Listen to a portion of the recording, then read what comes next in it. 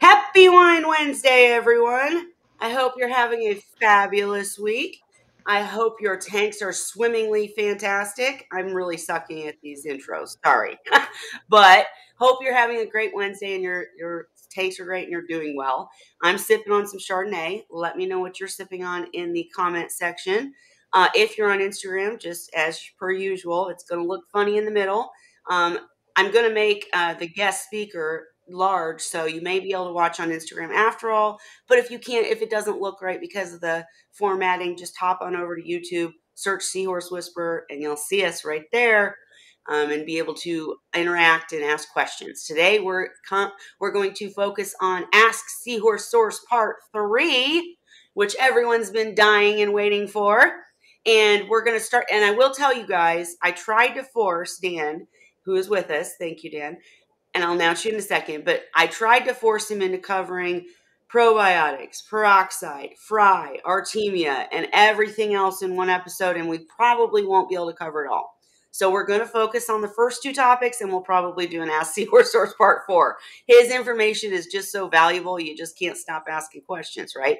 But I am going to focus on asking the questions that you guys asked in my post a long time ago first, so we can get those out of the way. But do ask your questions in the comments because we will make sure we get to them before we end tonight. And even if it's not on topic, we'll still get to them, I promise. I know, Andrea, if you're with us, I know you're going to jump in at some point. But let's get started. So tonight I have, so far, Cheryl and Holly are with us, but they're going to just observe as we have special guest Dan. And if you guys don't know who Dan is, let me look at my spiel. Dan co-owned Seahorse Source, which was the most fantastic place to buy seahorses. Unfortunately, he retired that, but he's still here giving us advice, as he has done on multiple help desks, multiple forums. If you're not a member of Seahorse Sources group on Facebook, you need to be, because Dan is still there, and you'll see tonight how he helps anybody answer any seahorse questions. I'll tell you, whenever I have a problem, he's the one I call. I love Cheryl, Ray, and Holly, and I ask them too, but Dan's my go-to. So I'm going to quit rambling and just say that Dan's done consulting for multiple companies. He's given speeches. You should check out, I'll link in the comment section, his YouTube channel, and on Seahorse Sources group on Facebook. He's given multiple talks about setting up seahorse tanks. You should also check out Ask Seahorse Source Part 1 and 2, which covered the basics and medications. And anyways, I'm going to quit rambling, but he goes to MBI, he goes to different clubs and organizations, and he's just amazing. I'm done talking you up. Welcome, Dan. Thank you. Sorry. Okay, so, and if it final thing I will ramble on about is that if I do have a computer crash, Holly's here to make sure that the stream doesn't die, and she doesn't have the questions ready, but she'll keep it going until I can jump on the other computer. Cross fingers, it won't happen. And hello to everybody in the chat. I see you guys.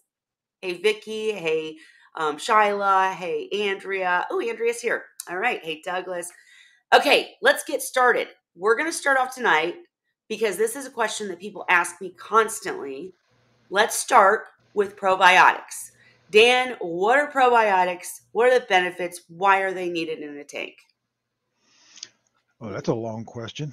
I know it. Let's start with one or two. Go ahead. Do it yourself. Probiotics are live microorganisms that are beneficial bacteria that take a positive effect. And, a lot of people know about using them in humans, and they should be used anytime that somebody's been on antibiotics or has gut issues. The gut, most people don't realize, is about 80% of our immune system. And in seahorses, it plays a very large role despite the abnormal anatomy. But in essence, probiotics are beneficial bacteria to create a positive effect on the animal. Okay, and so why are we using them in seahorse tanks? Well, we want to use it for two different reasons. The first reason is for water quality, and the second reason is to prevent bacterial disease. Um, Anybody that's raised fry and has had the issue of losing whole batches at a time will understand what I'm talking about. It's a very difficult process. And the number one problem with raising fry is that the bacterial enteritis and cilliates are your primary cause for mortality in seahorse fry. So the bacterial issue plays a huge role in trying to raise fry. It also plays a role with the adults as well. The seahorses are a strange animal, as we all know.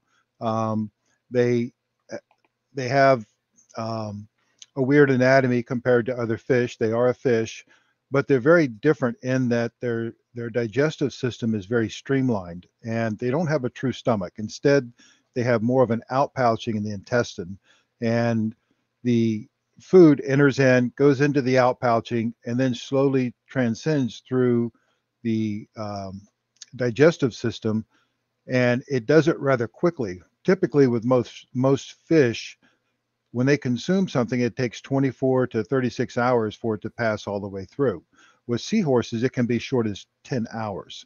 So Mhm. food transits through the seahorse very quickly, and that can present a challenge. It works for the seahorse, but it presents a major challenge in digestion. But it also presents a challenge because they lack the gut associated lymphoid tissue, or GALT, as some people call it. Um, and GALT is primarily responsible for our adaptive immunity. So, in theory, when you first look at a seahorse anatomy and realize they don't have GALT, you would think that they don't have adaptive immunity, but uh, the studies have shown they do have some type of adaptive immunity. We just don't understand it. So, it's very critical that we have the right population of bacteria within the gut to prevent bacterial enteritis from kicking in and causing disease. And so probiotics does that somehow? I mean, you're Well, just putting the good but back to go ahead.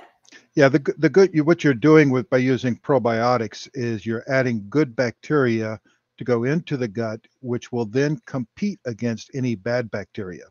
The good bacteria will do that through competitive exclusion. It will also inhibit the bad bacteria through uh, stuff that the bacteria release during their metabolic processes. It also helps with digestion, and it can increase the uptake of food, and that's critical, especially with fry, um, because the foods that we feed are often difficult to digest. We don't feed them perfect foods, and when you look at the whole process, when you got a seahorse that delivers a fry and it's born into the water, whatever's in that water, the seahorse is going to drink. To maintain their osmotic balance, they consume water. Okay. So if it's a good, clean environment, they're going to consume, nothing bad. But if it's not a good, clean environment, they'll consume whatever's there in the water, and that's going to begin to populate the gut. Then we culture our foods, and most people are going to be using artemia or maybe brine shrimp, although it could be other foods as well, such as copepods or rotifers or what have you. But quite often, one of the big downfalls with mass production of live feeds is that it's very easy for them to become contaminated. Yeah. So if the foods aren't good and clean, we can then populate the gut with the feeding them with the live foods. So it gets even more complicated if you get down to it at the molecular level, which is probably further than we need to go here. But when you look at things like the artemia, they're missing, four of the essential, or very low in some of the essential amino acids. And the probiotics can help with breaking those down and Mhm. assimilating those foods. It also helps with it transporting it across the membranes and into the system. So yeah, he just went total scientific on us, y'all. But hey, that's what we want. We want to know the truth. And this people ask all the time, what are probiotics and why? So Dan, you mentioned that it's especially important when you're dealing with fry. Do you suggest it for all seahorse tanks or just if you're raising fry, or what's your suggestion on who should use it? Well, I'm a believer in, given a choice, if I was still doing seahorses at all, whether it be a display or production, I would still do probiotics. Okay. Um, Probiotics are beneficial. You know, it's some people think that because they don't see an immediate effect, it's hard to gauge how effective they are. So when you're giving probiotics, it's often a preventative instead of a, fixer, if you will. So as a preventative, you're not seeing it fix something. So you go, what's the use in doing this? But reality is you're preventing disease. In many cases, it's not probiotics by themselves will not prevent disease, but they can help prevent disease. One of my um, things that a lot of people don't realize, see if I can throw this up on the screen, is that probiotic probiotics complement but do not replace, good practices.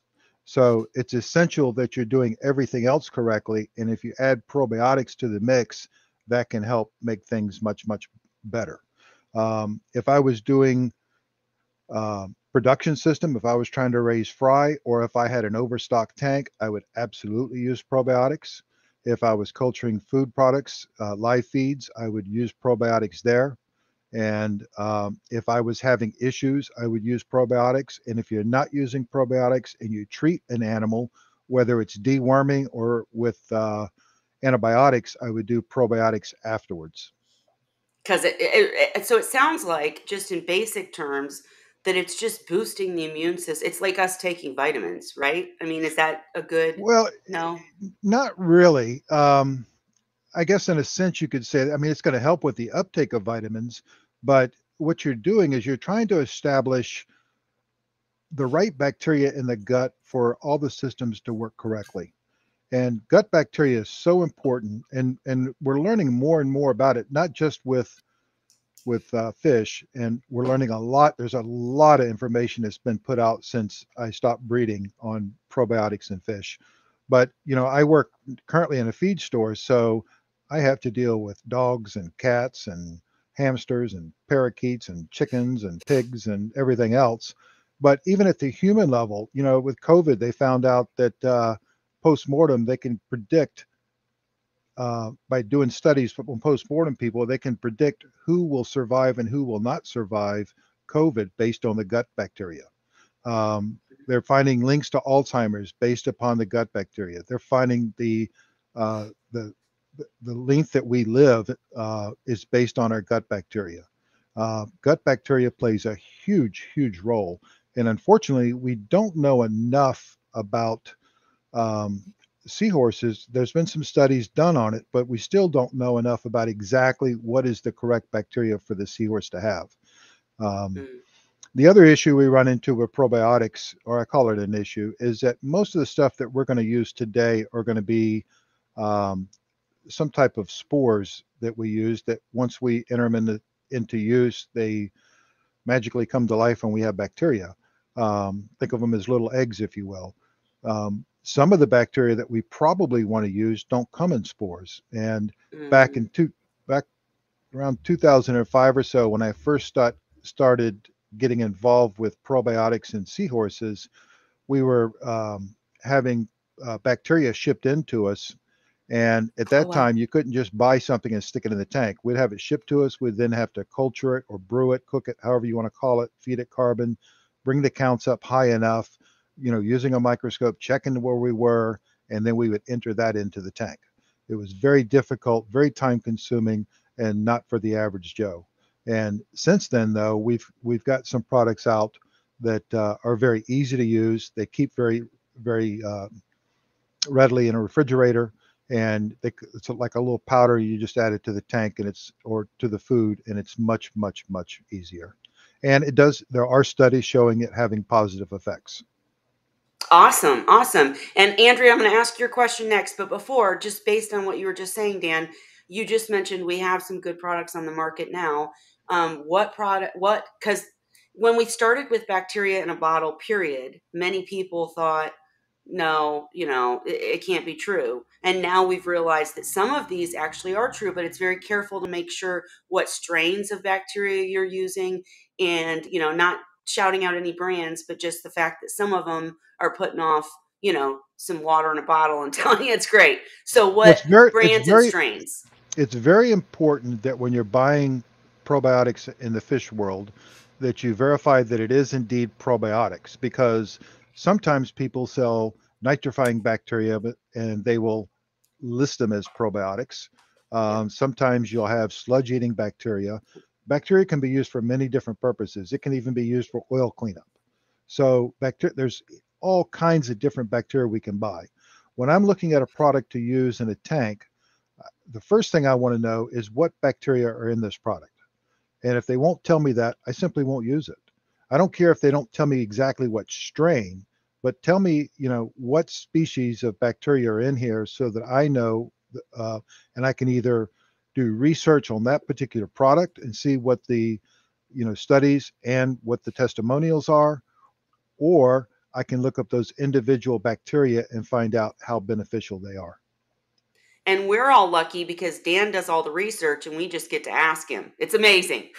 So, is there any brands that you do suggest at this current point, or should we not go there? What do you think? No, I'll go there. Okay. When I was breeding, for many years, I used the Inve product, the Sanalife Mike F, and um, that was my go-to product. I've noticed when I looked it up today, it's changed somewhat. It used to have 3 species of bacteria in it, and now it's got more than that in there. Um, it's called the Sanalife Mike F. Nice. Comes in a powder. It's a commercial product. It can be a little difficult to get a hold of, but it's well worth it. Not cheap either, but it worked very well. There's studies that support how well it works, and I was a huge believer in it. And I had success breeding fry more than most people had, and I attributed probiotics to a big part of my success. Absolutely. And well, let's ask Andrea's question. I have more questions, but Andrea wanted to know: are there any adverse effects to corals in the display tank if dosing probiotics? No, in fact, I've had when I was in business, I used to instead of having to buy a big container of the Sandlife, I used to break it down into smaller containers with permission from Inve, and I sold it in smaller containers. And many of my customers were reefers, and I had several reefers that swore up and down that the it made a huge difference in their tank. The corals opened up more. It was clear. Um, they all Very rarely did I get somebody report anything negative. What I heard more often than not a negative, but I just heard from some people who said, "Well, I didn't see any benefit to it." Um, Hmm. Others did see a benefit, and I think a lot of that depends upon the tank. Gotcha. And Holly asked, I'm going to put it up. She has Dr. Tim's Ecobalance. Is that a good one? Is it the same? Is Ecobalance, Holly, you can speak if you want, but is Ecobalance like considered a probiotic? Oh, here, she's going to show us. Let me put her up real quick. So this is Ecobalance. And does it say that's the whole point is probiotics? Because I thought Ecobalance was more like peroxide. I could be mixing them up though. Does he list what's in there? Miss Holly, does he list it? Holly, does he list what's in there? Oh, sorry, I just muted Okay, myself. it's all So good. yeah, I know they do on the website. I've noticed on Dr. Tim's, they don't say that much on the bottle. What it does say is 100% natural probiotic bacteria to help reduce the number of bad bacteria in your aquarium. And then it says specific probiotics against Vibrios and adds friendly supportive bacteria. Now, their website's really extensive, but I haven't read. I think they have all the ingredients on the website, but they don't put anything on their bottles much, I've noticed. All right, let's Well, see if I can share it while you're talking, Dan. I'm Go ahead. looking on the website trying to find out. My problem with Dr. Tim's traditionally, and don't get me wrong, Dr. Tim, It's I know amazing. he has good Yes. products. He's a good guy. I don't want to say anything negative about him, but I still have Mhm. the problem of I want to know what's in the product. Um, Yeah. because I want to know, I want to be able to look up the bacteria, see if it's what I want to put in the Mhm. tank. Um, Well, but you can also probably understand why he doesn't. Oh, why isn't this sharing? Oh, because I have Holly Biggs. Sorry, let me Well, make the a reason that horizontal. they don't, they're worried about other people copying what they do. But you got to remember that, let's say, for Mhm. example, they put up, a certain bacteria on there. Well, each of those bacteria have multiple strains of that same one. Right, You know, strains of Bacillus. Yeah, Mhm. yeah. I mean, well, not just Bacillus, but for example, Bacillus. Is it reuteri? The you look at Femdopolis. That's a probiotic that's designed for females for UTIs. Wonderful Hmm. product. Has two bacteria in it, and they actually list which one they are. For example, one of them's like GR-1. Um, so when you look at, Vibrio species, each one of those have multiple strains within. If you're looking at Vibrio harvey, for example, it's not just Vibrio harvey. There's individual strains of that. Yeah. And so just because you list what bacteria is on there doesn't mean somebody can copy that exactly. The other thing is that if I'm currently working with a researcher on a probiotic for humans, and this probiotic has 32 species of bacteria in it. It's got it's prebiotics, postbiotics. It's been fermented. It's got bentonite clay in it. It saved this woman's life, and um, it's not out on the market yet because they're waiting on a patent. Once it's patented, they don't have to worry about somebody else copying it. Well, and I didn't put it up, but Seahorse Corner said she uses Ecobalance and it did help survival rates. I love Dr. Tim. I met him at Magna. I literally met him and I What, trust him, what, but I get your point. what Yeah. I don't know though, from looking at his packaging, I'm seeing his as something you add to the water, Right. and what I Yes. wanted was something to add to the food cultures so that I was putting It's the getting in the bacteria gut. inside the animal. Yep. And Mhm. we're going to get to dosing, guys, in just a second.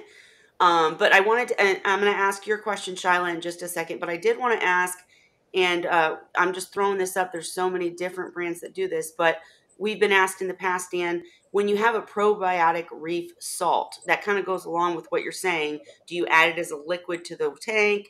Do you dose it differently? And we'll get to that. But when you see this, what should we look for to see if it's worth the extra money? You know, like, I'm sorry, I'm not oh, following exactly. oh, you know what? It's because I have you big still. I am so sorry. Here we go. So this, like, so for instance, they currently, there's many of these. I'm not trying to say any brands, but they say probiotic reef salt, right? So it Yeah. supposedly has probiotics bacteria in the salt. And many people have asked, is this, could this be real? Could they put it in the salt? How does that work? And, is it worth the extra money for a product that claims to have probiotics in the salt? Well, that's a great question, and I don't know the answer. First of all, I Okay. don't know what bacteria are in there. Gotcha. Um, Second of all, I would try to research it and try to find some evidence. Do they list any studies or anything on it? You know what? I'm not that prepared. I had a picture ready, but I'm not that prepared. So let's just say this. If you were looking into this, you would look for studies Yep. and you would maybe call the company and ask I would what's in there. absolutely do. In my case, I would absolutely do that because my quantities would be different than the average Joe. Um, but I would also be a huge pro or a con for them in terms of recommending or not recommending it. Right. And can't wait to talk dosing because when it says this, when it's salt, that just confuses me. But let's ask Andrea's question, or I'm sorry, Shyla's, and then we'll go on to dosing and how that works. But Shyla said I usually dose my tank with Tropic Mirror nitribiotic. Nitrobiotic, I can't say it right. It has bacteria such as Bacillus subtilis. I'm really great at this, you guys, and Yep. Lactobacillus. Does this bacteria help seahorses in any way? The answer to that is yes. I don't think it's diverse enough, but yeah, those are both good species to add. Subtilis is it's pretty much an all-around bacteria that's found in the ground. It's found in the water. It's found in the gut. there's been a few studies where it's been found in wild caught specimens, but in the captive environment, it's been known to be very beneficial. And the other one has been proven beneficial in studies in terms of adding. I don't know if it's a natural bacteria to the gut of the seahorse, but it's been proven to be useful with fish. Gotcha. And so, well, let's just jump into it. You mentioned, yes, you would use it on just an average seahorse tank, but you also mentioned that there's different ways of using it, whether you do it in feeds or whether you do it in the tank. Can you talk about the difference, what you recommend, and why? Sure. So in the tank, typically you've got a powder, so you'll dose the powder into the tank. Sometimes people will mix it with water and then pour it in, or sometimes they'll just pour the powder in an area where it's flowing. And when you do that, you're basically just adding it to the water and change. You're trying to control the population within the tank of the bacteria. You're trying to eat up the organics. And when we talk about eating up the organics, we're talking about the ones that you don't see, the microscopic particles. And that, of course, is what the bacteria and the ciliates are feeding on. Um, so it's pretty much an all around improve the water quality by adding it into the tank. When you're doing live feeds, what we have some cultures that we maintain, such as rotifers or copepods, where you'll have a container of them and you'll keep them running for a period of time. Um, Adding probiotics into that can help curtail some of the bad bacteria and keep the population healthier. Thus, when you're feeding it to the animals, it's healthier. When we're hatching artemia, I used to do something that was different than most people. I used to actually add the probiotics to the hatching comb when I started my hatch. So I had probiotics hatching or in the cone while the artemia was actually hatching. And then after I took down the artemia and sterilized it and started my enrichment process, I put the enrichment in with the uh, I put the probiotics in with the enrichment during the enrichment process itself. Gotcha. So that way I was gut loading the artemia with it. And then I used to keep adult artemia. Um, I used to keep about twice what the average store gets at a time. And in that tank, I used to dose the probiotics daily in it very heavily. Um, Wait, Again, in the for the same feed or the tank? in the Sorry. tank. In the tank. Okay. Okay. Go on. Anytime you've got a high population of critters with lots of food going in, you have lots of organics. And high densities are notorious for bad bacterial populations to be able to take hold of. And just because the organisms themselves, the live food cultures aren't crashing, that doesn't mean you don't have bad stuff growing in there. Yep. And Vincent, I'm calling out. I saw Vincent was here. Hi, Vincent. Jump in when we get to open chat if you want. But he has a ton of very healthy adolescent seahorses in like a 20-gallon, and they're doing fantastic. But, probiotics would be a major benefit, correct? I would recommend it. I mean, Yeah. the challenge there. I mean, that shows good. What do I want to call it? Maintenance. Yeah, it shows he's doing some things right and he's right on top Yes. of things because it's very easy for a culture like that or a tank like that to crash, and it doesn't take much of a slip up for that to happen. Well, I have to put myself big for 1 second. Oh, I need to turn my camera on and say, he's also using a char chamber. And thank you again for the char chamber that's going to Holly. We'll talk about that in a minute. Back to Dan. Sorry.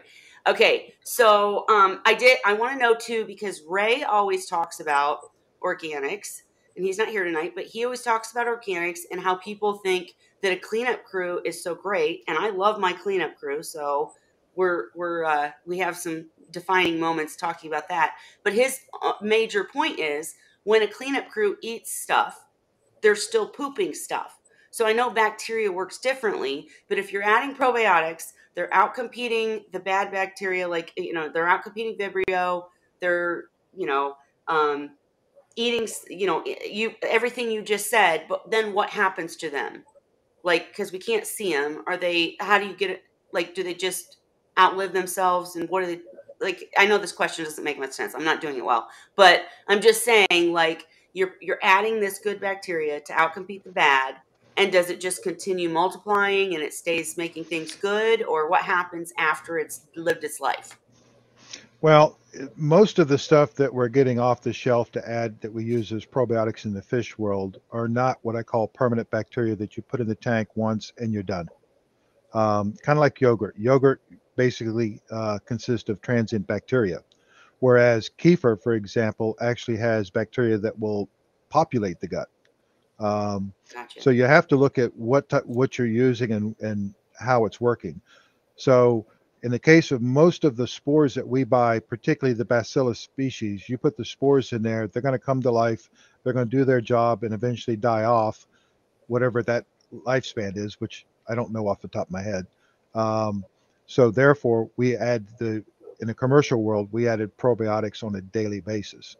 And when you talk about the organics, a lot of people have a hard time understanding the organic problem that we deal with is that we have organics that we can see, and those are large particles. And then we have organics we can't see, and those are the microscopic particles, and I call them dissolved and non-dissolved organics that are in the water column. Um, and these are microscopic particles that are there. And that's why we try to tighten up our filtration as much as we can to remove these so that we don't have a food source for pathogenic bacteria. Another thing that probiotics will do, by the way, is when you've got the right bacteria in the gut, that bacteria will travel through the entire gut, and the food that's transiting, when it comes out as a waste product in seahorses, it's not 100% digested. But with probiotics being fed to the animal, those probiotics are in that waste matter, I'll call it, and Hmm. helps break it down faster than if you did not have probiotics in there. So it's just doing all sorts of good stuff. I love Yep. it. And just to correct myself, Vincent, I apologize. It's a 40-gallon tank. He has all these beautiful adolescents in that we looked at last week, not a Well, 20-gallon. Well, remember, I kept, at one time I would have up to 400 seahorses in a 90-gallon tank. It can be Right. done, but it's Yes. not your average Joe can do that. So, you know, hats off. It's a challenge and it takes some skill and sometimes luck to do that. I was so happy when I found him because he's doing such a great job. And hey, Francis, see you too. So when you figured out and did your research and figured out that probiotics would make a huge difference, was it a game changer? Like you mentioned, people who use probiotics will often say, I don't see any difference. I don't, whatever. And you've already described the organics. Now we can't see them. But for you personally, was it a game changer when you started using probiotics? It wasn't an overnight game changer. You got to remember, Okay. though, that back when I started using it in 2005, everybody said protein skimmers cause gas bubble disease. And Right. um, there was a lot of learning that I had to go through. When I started, all I knew about aquariums was that they held water. I didn't know how to cycle a tank or anything. So in the early days, I was still trying to figure things out and learn about things. And it was a progression. And as each step of the way, as we conquered little parts of the equation, things got better and better to where I can tell you at the end of the time, I could tell a huge difference when I used probiotics and when I didn't. Gotcha. And everybody, I've already gone to visit Dan a couple of times in Florida to check out all of his stuff because even though he's not doing it anymore, we're still trying to show you guys. And he's really got it figured out. And Vince and I see you're going to move him to a larger tank. As Dan said, it can be done either way. Just I didn't mean to call you out, just saying, hey, maybe think about probiotics because it could help you even more. But you're doing fantastic already. Anna wants to know, a lawnmower blenny attacked a few of my seahorses. This led to a bacterial infection. I'm on end of treating the seahorses. Should she wait until she finishes the antibiotics or start probiotics in the food now? If you're feeding the food, I would put the probiotics in the food if I could. I wouldn't put probiotics in a tank if I had antibiotics in the water, but the food, I would definitely do it. Absolutely. So in the tank, though, the probiotics and the antibiotics would counteract or something, or Yeah, I mean, if you got a good wide spectrum antibiotic, it's going to kill off. If it doesn't kill Hmm. that bacteria, that's not killing the bad guys. hmm okay, but Now, in the food are is good. Are we healed up? Anna, he's talking to you. Are the seahorses healed up? Sorry. And I'm going to make us all big for, well, no, I won't. Um, so yeah, Anna, let us know if the seahorses are actually healed up. And Dan, I know you kind of went over it a little bit, but when you say you dosed it to the hatcheries or whatnot and gave it to the food to get into the gut of the seahorse, do you have any recommendations about how much or what? Well, Can you overdose? well, most of the time overdosing is wasting money. Um, Okay. most of the time, there is a possibility of grossly overdosing and cutting down the O2 saturation levels, but Uh, that's mega dosing. Um, I essentially what I did was with you got to remember my setups were different than the average Joe, and I Mhm. experimented on what worked in hours. I was doing very, very, very high density um, artemia hatching and much higher than what they said you could do. And it didn't take much at all to crash when you're doing stuff like that. So we just experimented till we dialed it in, and then we stuck with it.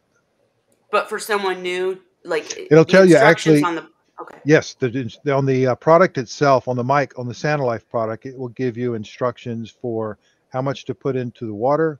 It will give you instructions on how much to put into for enriching, and it's done in grams or milligrams, by weight. What we did, if you remember when I sold it, I used to have a table on the sales sheet that we took averages of how many if they said use, for example, 0.5 grams, we averaged out 0.5 grams into how many teaspoons, quarter teaspoons, or whatever. So it was easy to measure. Gotcha. And Cheryl likes to use copepods now for feeding. And so my question is, like our team, I try to understand. I'm the basic guy here, guys. So I'm the one that asks the silly questions, but it's cool. Anyway, somebody out there wants to know this too. So with brine shrimp, obviously the way they take up food is they literally take it up into themselves. I don't think they, or maybe I'm wrong, but I don't think they like eat it. They're just like soaking it up. So would it work with copepods too? If you added probiotics, would they eat it? Would it get to the seahorse? The short answer is yes, but the longer answer is Artemia are filter feeders. So they're Right. filtering the water, taking in particles, and as part of that, they're collecting the bacteria. Copepods, um, if they're not filter feeding, then they're eating other items, and the bacteria are going to populate on those other items. So in the process, they're going to actually consume it. Good. Okay. And Anna said, yes, thank God, nearly done. One is still slightly discolored, has a discolored patch. So we'll give him a few more days in the hospital tank. But the lawnmower blenny is gone. Horrible mutt. Listen, you're not the first one or the last one that's going to make the mistake of adding a safe fish and then being in trouble because we've all done it. Well, most of us, maybe not Dan. But Well, go ahead, Dan. yeah, I usually don't recommend lawnmower blennies. Right. And Holly, go ahead and ask your own question. Go ahead. Oh, okay. So I was noticing on the Dr. Tim's, because it's a liquid, and I have Yep. a couple questions about it. So I don't see, I bought it last year, but I haven't opened it, but I don't see a date on it. Does it expire? If it's a liquid, then probably yes. Most liquid products have live bacteria Mm-hmm. that they try to, there was a couple of nitrifying products that we used to, I'm trying to remember the name now. But we used to buy nitrifying products for starting a tank that to instantly cycle it. And, Mm-hmm. you know, I could, because it was a live product, I saw high variability in how well it worked. Mm-hmm. And I also saw that it had a shelf life. We kept it refrigerated, and we used it within 3 months, or we discarded it. We found that after that Gotcha. time period, it didn't work. Now, So I this don't is know. probably not good then at this point. It hasn't been I, refrigerated, but I never opened it. I would contact him. A lot of times those things are packed in such a way with, they're nitrogen sealed, and they do things to try to extend the life of the product. Mm-hmm. And they should be able to answer that question So for you. just ask. Yeah. Okay. The And then fact that another thing, But the other thing I want to mention, Holly, is the fact of whether it's mhm, opened or not open plays a huge role in this. Yeah, Good this point. one's not open. But another thing it mentions that you should turn off the skimmer when you use it. Does the skimmer pull it out of the water? Is that why they say that? Yeah, well, again, I don't know what type of bacteria it has, so I don't know, what they do. But in most nitrifying Mhm. bacteria products, they'll tell you to turn off the skimmer because they want the bacteria to settle and not be removed by the protein skimmer.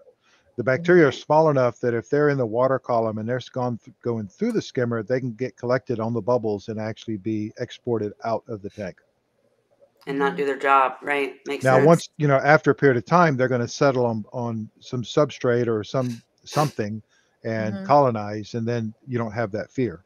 But when you first put it in, it's circulating through the tank, and until they settle out, you probably should turn off the skimmer. Gotcha. So how long would you? Oh, it says 8 to 12 hours. That That seems sounds like a long reasonable. time. You think Yep. that's about right? I, sounds right to me. I can tell you with the Sandlife product, I never did turn off the skimmers. Mhm. Um, Oh, we just added in and kept it running, but we were doing it every day. I don't know if that's product is designed for everyday Yeah, use. this says once a week. Yeah, see, again, that confuses me because I don't know which bacteria are in there. right. Um, Yeah. but So I'd the have to products. call an app probably. Well, and Dan, and just if somebody's not breeding, they're just doing a seahorse tank and they just want the best for their seahorses, so they try the probiotics. Then it could be a weekly process, right? Like you wouldn't have do you, I guess what I'm Yeah, asking is I know you said read the instructions and ask the maker of the product, yep. but in your experience, if I know you're a commercial breeder and you had huge tanks and 5 million seahorses, but for the average Joe, if they just want the best for their seahorses and do probiotics, could it be a weekly thing? And like, can you give us any more detail about like how you dosed or how you would dose if you just Well, had a pair? I dosed it daily, and Okay. I've had customers that have done both daily, and I've had customers that decided to stretch it and would do it, two, three uh, times a week or every other day or some scheme. And many of them reported success doing that. But, we're talking about a tank that's generally in good condition, not overstocked, Right. running properly. You know, Something's better than nothing, I guess. But when I have to look at the product and what's the intended purpose of the product and how it works. And in the case of the Sand Life, it's designed to be added on a daily basis, so that's how I did it. And it does the Santa Life expire? And I'll tell you why I'm asking the question is because I did have mine not in the refrigerator, but in a cool place. And it's a powder. I could go grab it in a minute. But bottom line is, I started adding it to my tank because I kind of was like, why am I not? Duh. And Cheryl will be interested in this. My seahorses in the 40-gallon, all of a sudden, all three of them turned yellow again. I mean, it was just like, and don't We're talking expect those results, you guys. But for me, it was like I wasn't doing enough maintenance, and that was helping a lot somehow. we're talking about bacterial spores, Yeah. and that's what the product is. And there's some filler material in there too, but I mean, it's what the good stuff that is the spores, and it's kind of like seeds. Yeah, they can go bad, but if they're kept in the right condition, they can last for a very, very long time. Right. I didn't even finish the question. I forgot what I was saying, wine. But yeah, because I've had it for over a year. I'm sure it's expired, but it seems to be working still. In this case, with that particular product, I'd have no fear of using it, even if it was expired, and even if it didn't do any good, I don't see it doing harm. Okay, that. Thank you Okay. for answering the question I Now, didn't ask because when that's I deal with important. the liquid products, I won't use them if they're beyond their time. And what could it do? The liquid Well, products, I'm like just worried about it's having adding dead dead organisms. organics? Yep. Yeah. Yep. Yeah. Okay. Sorry I interrupted, but yeah, that makes sense now that I thought about it. Dead organics.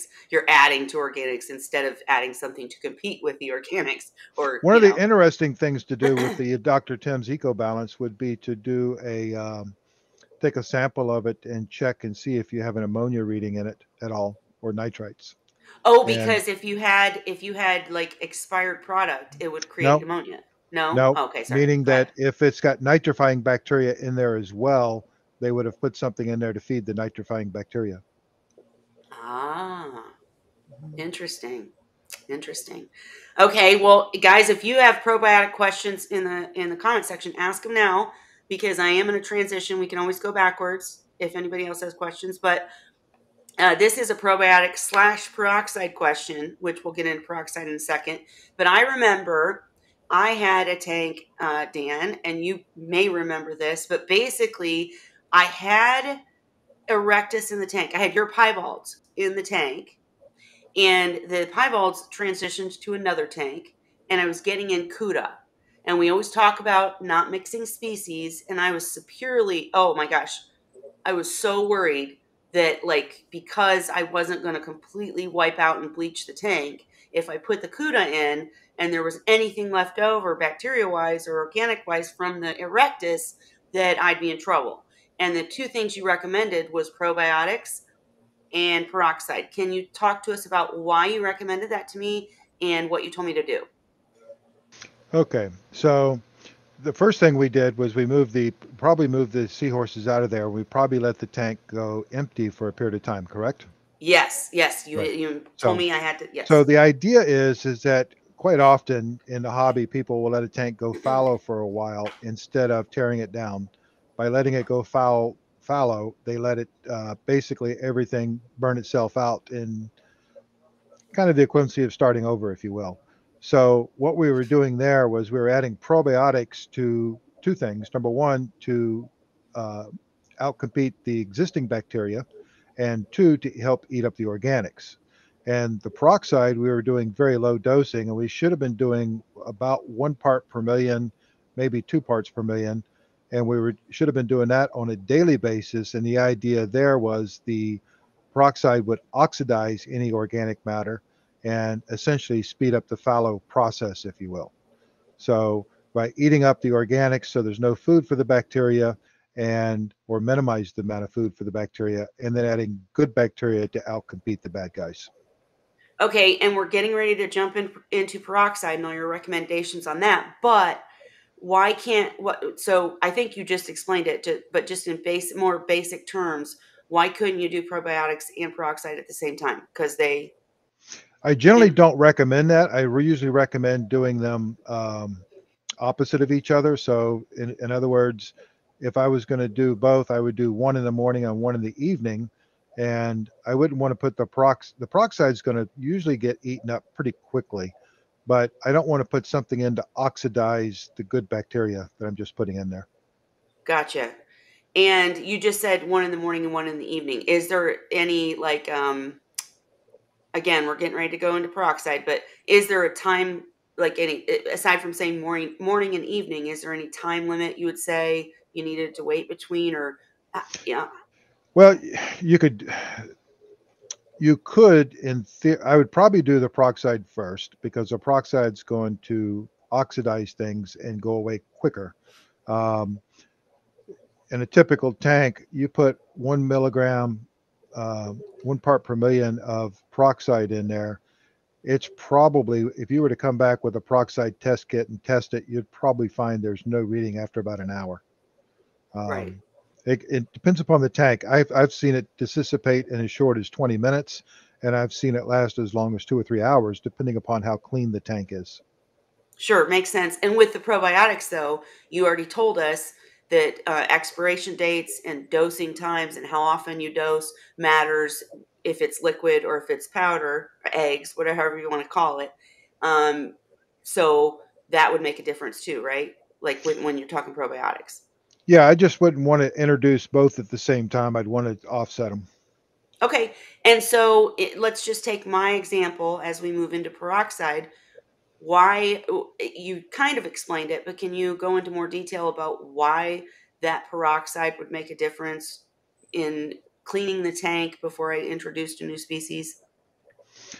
Well, peroxide is, to me, it's a very powerful but very useful and done properly, a very safe chemical to use. Peroxide is water with an extra oxygen molecule. So it's Yeah, H2O2. And when it oxidizes things, it turns into water and oxygen. So there's no leftovers or anything to worry about if you're doing it at proper dosing levels. And what we were doing was very low dosing of the peroxide, but when peroxide comes in contact with organic matter, it starts oxidizing it. And what we were trying to do was to oxidize the organic matter to clean up the tank and remove any food source for the bad guys. Gotcha. Gotcha. Okay. And actually, I'm jumping around in the questions, but why would dosing too much peroxide be a problem?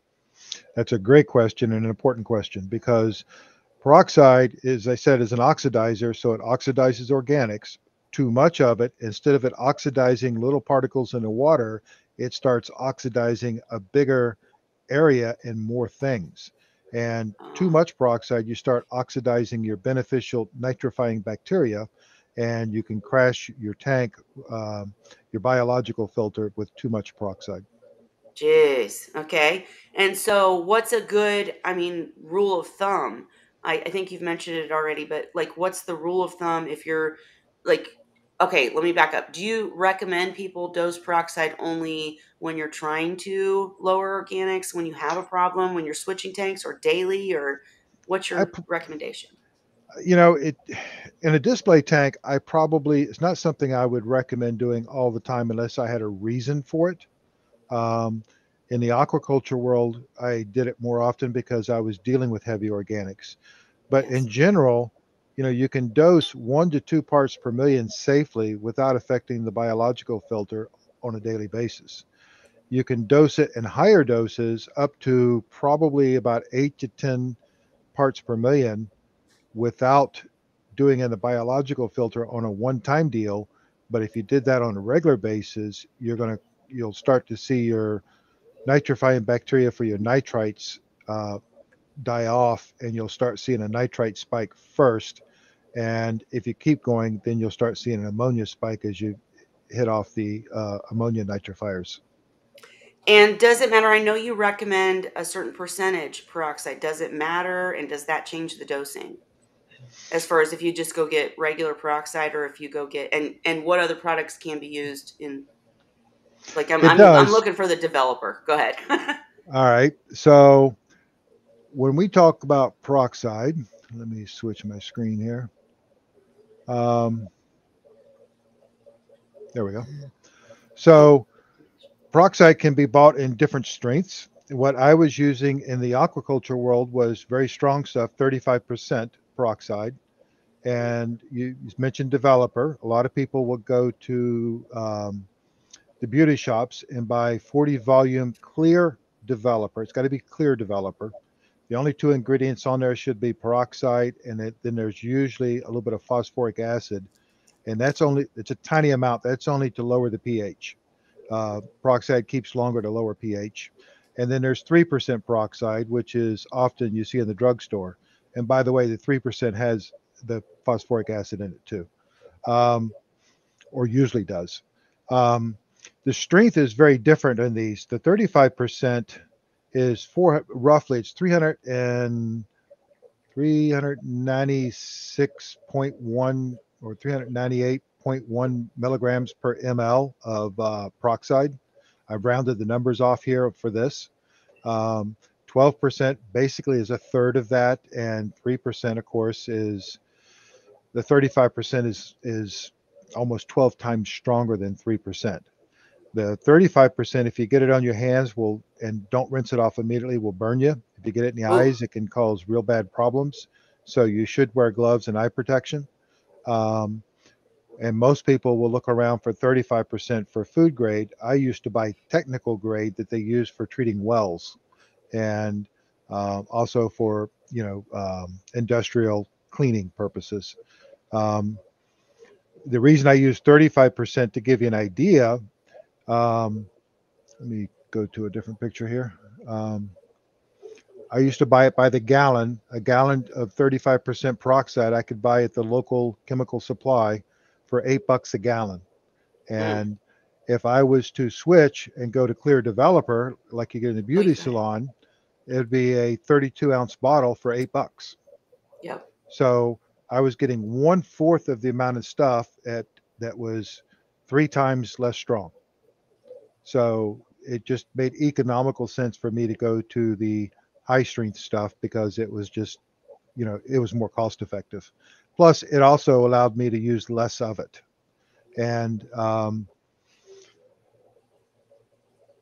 the strengths of them, where was I? The if you're doing a lot of work and using a peroxide, you're going to find it's much more economical to buy stronger stuff. When you come to doing artemia, where I used to sterilize my artemia with peroxide. To give you an idea, you need to be doing roughly 8,000 milligrams per. It says ml. That should be per liter. I screwed that Okay, up. that's all right. But with 35% peroxide, I would add 20 mLs to a 1 liter container. And if I was doing 12% peroxide, I'd have to use 60 mLs. And if I went to 3%, I'd have to go to 240 mLs and drop the quantity down of the water to 750 mLs to get the right ratio for it to do the right job. So you'd be using, a cup of peroxide every hatch, where I was using 20 mLs of the 30% peroxide. So it just went much, much, much further. And I do have some more questions just about peroxide in general, but since you brought up the hatchery, how can you tell us more about using peroxide in the hatchery? Did you add it when you started? Did you add it when they were being enriched? How did that work? When do you use the peroxide? Well, Walk us through it, first of all, let's understand why. please. So there was an article put out back when I was first beginning. I intuitively I realized that there was an issue with bacterial in the live feeds, and I started doing some research and started doing some digging and got confirmation of what I was believing.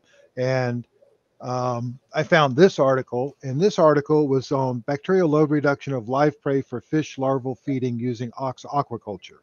Well, aquaculture is a peroxide product. And what they found in this study was that for artemia, there was a 90% survival rate with a 94.5% reduction of heterotrophic bacteria and a 82% reduction of Vibrionce by doing a 5-minute exposure to 8,000 milligrams per liter of peroxide. Jeez. So essentially what it was doing was it was in effect sterilizing the artemia. Now, prior to this, there was articles out there where they've tried to use bleach, formalin, and what have you, and all of those products to get to an adequate level of sterilization would kill the artemia or baby Right. brine shrimp. The only product that works better than this is ozone, but that's difficult to do, and there's some safety issues there too. So the whole purpose of this was to sterilize the artemia. And it was interesting because one of the first things that I noticed in doing this was I started cleaning my equipment. I was trying to increase or decrease the bacterial count. So I was cleaning the equipment and I used soap and water. And when I started doing a final rinse of it, I would use peroxide. And what I noticed was all my containers, they started fizzing like crazy when I put the 35% peroxide in it and scrubbed it. Oh. And I couldn't figure out, for the life of me, how to get those containers clean. So it dawned on me that what I was using was a green scrub pad, and I was scratching the container, and the organics and bacteria were able to get in the scratches, and the regular soap and water was not cleaning out those scratches. So then I'd use phosphoric acid on them. Then I would come back with the peroxide, and I would have no fizz. They were clean. So I trashed all of my vessels and bought all new vessels and went to a non-scratch pad and ended that problem. But as far as sterilizing the artemia goes, what we would do is we would hatch the artemia, and after the hatch, we would then, separate just like you normally would, and then we would put it into a container with 1 liter of salt water, and we would then let it bubble. We would add the peroxide to it, and then we would let it bubble. And after a minute and a half, we would pull the airline and let it settle. And what would happen is is in the container, the live artemia will, anytime there's an adverse environmental thing, artemia dives, they go to the bottom. So when you put the peroxide in, the live artemia dives to the bottom, and you've got, if you were looking at this with a live, on a live thing, you would actually see bubbles and stuff in there where it's oxidizing and the oxygen's being released. Um, and then all of your debris, your shells and dead artemia and stuff like that would come up to the very top of the container. And that mark there is a 1 liter mark. That's a 2 liter mark. So then after 3.5 minutes, total of 5 minutes, I would then drain off the live artemia, rinse them with water to take the peroxide off, and then I would put them in the enrichment vessel to enrich. Now, in doing this, when I first started, it was interesting because the first time I put put peroxide in with the artemia, I had this type of a bubbling effect. Ooh, And you can see the top of that. That's from all the organics in there. ew. And it looked nasty. And the first couple times I would have like an inch of foam, almost like on, somebody poured a beer. But I realized I had to clean up the artemia, and that's when I started really cleaning up the vessels. And the next thing I did was I started adding probiotics to the artemia. And what would happen when I would get through with the process, you can see here, you don't have all that mess. What you have at the top is, shells and dead artemia. Yep. So, real So quick, oh, sorry, I was go just going ahead. to ask because we talked peroxide probiotics. So, the peroxide comes into play right there in that picture after they've hatched. You're Yep. getting ready to take them out and sort and get them away from the shells if you're using uh, the shell type. And you add it at the last 5 minutes before you Yeah. What release you would them and do, rinse them. is you would take down the artemia as you would do traditionally. Yep. You'd separate, and then you would put it in a new clean container. Okay. You would add the peroxide, and you'd have an airline bubbling. You'd add the peroxide for a minute and a half, remove the airline, and wait till the 5 minute mark, another 3.5 minutes, and then you would drain the live artemia out and rinse it. And what this in essence does is it sterilizes the artemia. And then you give them probiotics and enrichment. Yep. Okay, and what's the deal with the airline? Why is that important? And then Well, why you is it want the important to take it out? well because when you first put it in there, you want the airline to help mix and get that peroxide mixed very well. And Okay. then you want to remove it so that you have the settling effect. The peroxide's already mixed, and now you want to separate your live artemia from the junk.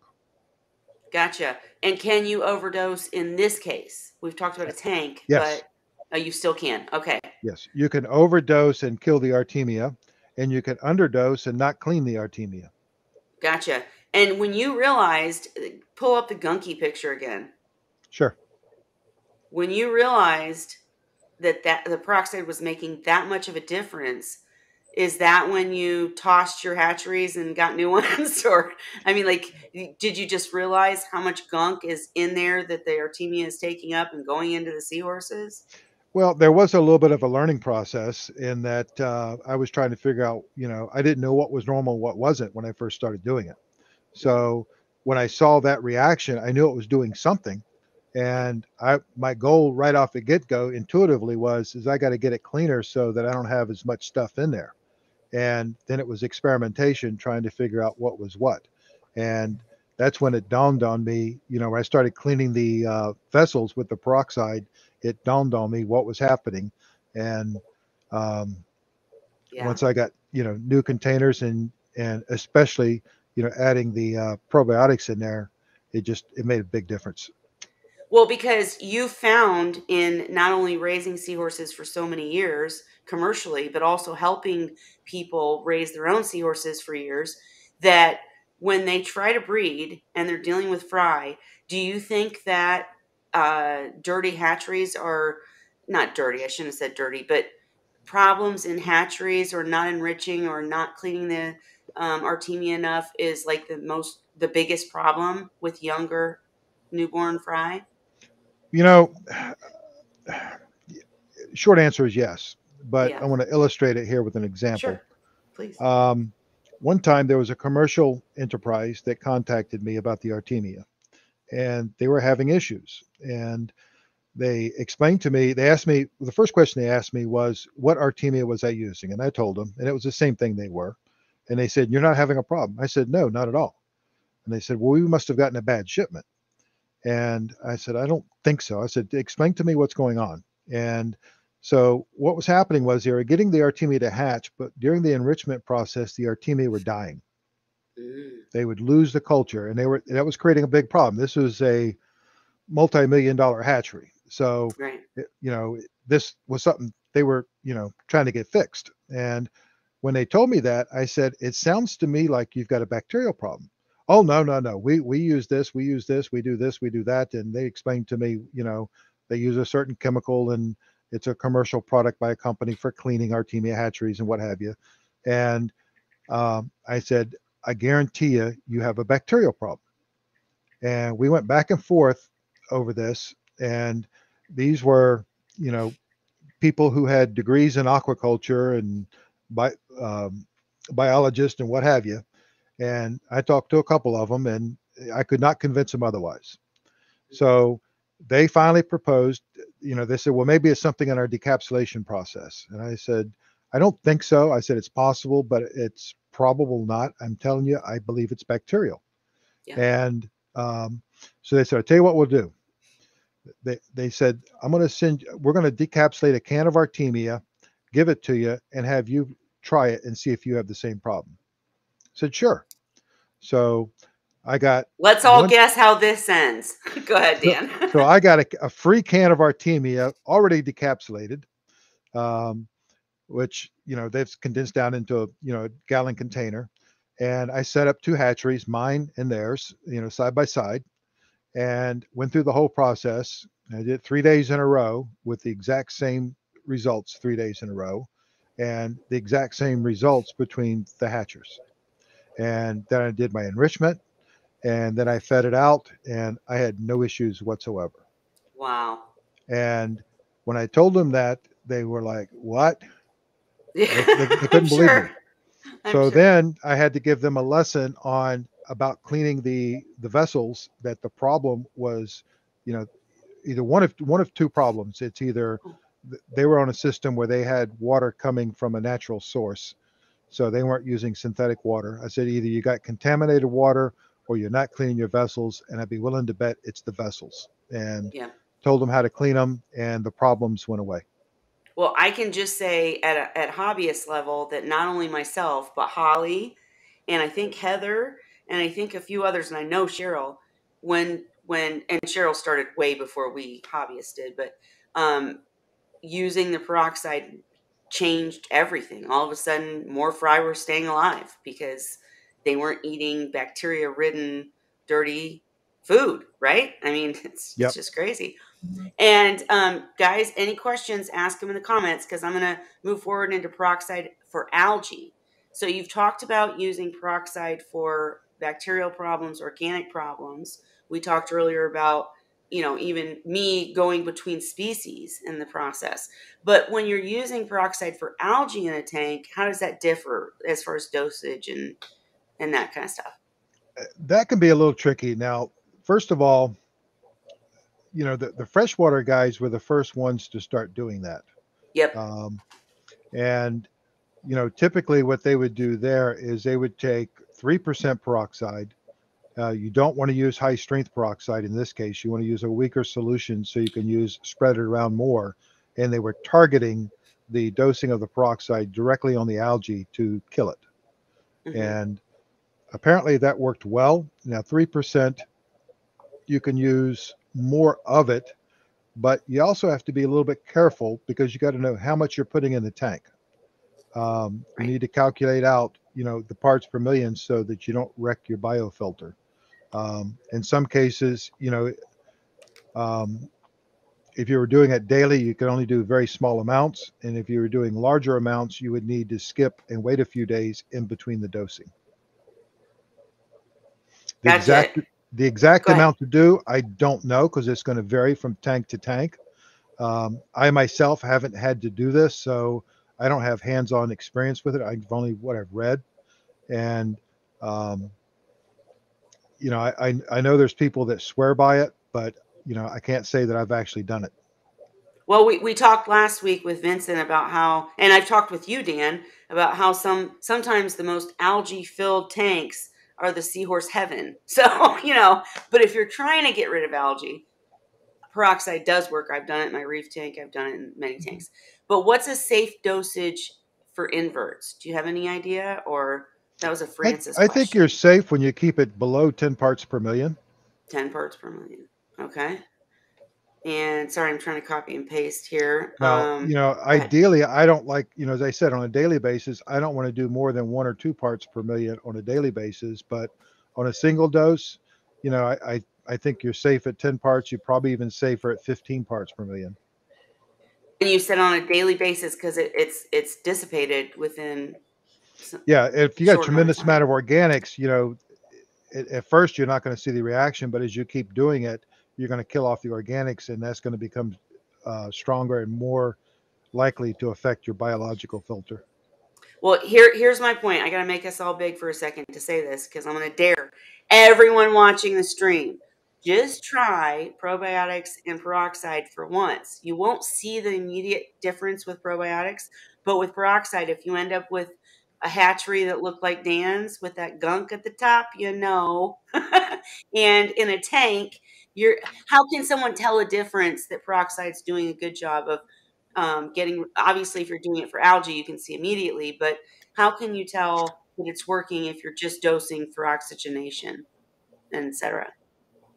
You can't. Well, well, a couple of ways. I mean, if they're gasping for, if they're hypoxic and gasping, then you'd see an immediate reaction. Um, and the other way would be to do using a peroxide test kit. But I mean, basically if you see the tank clearing up and the seahorses look happier, obviously it's working, right? I mean, bottom line. Yeah. And go ahead. No, Go you're ahead. right. You're right. Okay. And can you detail, and you probably can't because you've already said you didn't use peroxide for algae issues, but can you detail, like, well, you can't, right? The dosage with safe amounts for algae because you didn't do No, it. I can't. And if you Okay. do a search for peroxide and algae, there's tons of stuff out there on the forums of different guys that have done it and different recommendations. And I would say start low and work your way up and monitor. If you're putting peroxide in the tank, you should be following that up with your typical test after the next day for your parameters.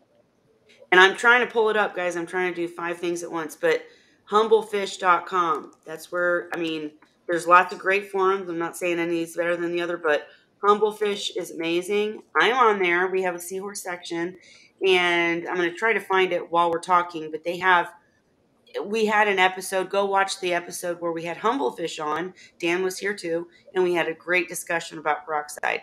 We're just going into the details now. But let's see. Sorry, I'm trying to get the questions and do too many things at once. But and how does the peroxide affect the ciliates? Like, how is that working? Like, Well, why does it? well, it affects the ciliates in 2 ways. Number one, it eats away at the food source. And two, ciliates being small single cell creatures, when they come in contact with the peroxide, it'll kill them. So it's killing ciliates too. We like that. All right, real quick, I'll just show you guys that if you're not a member of Humblefish, you really should be, because it's an amazing site. And here we go. So, like, oh, I gotta make you small again. I keep forgetting to do that. Sorry. Here we go. Maybe. Sorry, guys. All right, here you go. So this is Humblefish, and if you go into humblefish.com and you're a member and you just search peroxide, this is my query. And there's all these posts, and there's tons of articles on using peroxide. Really, truly go watch the episode where 2 of the Humblefish members, the owners, came on and talked to us about how they're using peroxide, because it might not be related to seahorses, specifically, but what they're doing works. And we had a great conversation between Dan and the Humblefish crew about how it would be different for seahorses. So go watch that episode. And don't forget that there is a seahorse and pipefish chat where you can see me. You know, All it's right. probably Good. it's probably worth mentioning that peroxide is created in nature. Um, You're right. you know, with wave action, with during rains, it's created within the body.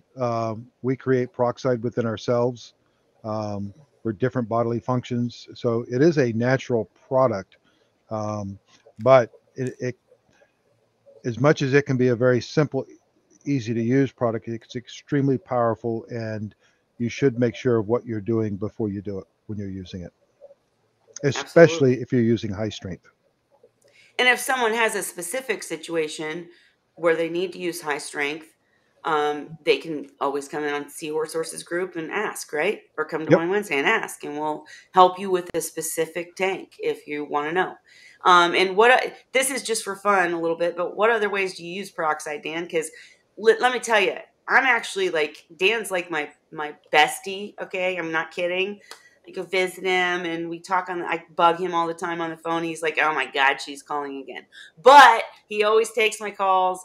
And this man uses peroxide for everything, air conditioning. I mean, Dan, how else do you use peroxide just for fun? Well, I do have a peroxide generator in the AC unit. It's a commercial unit that I purchased, and I did that when we went through mold remediation.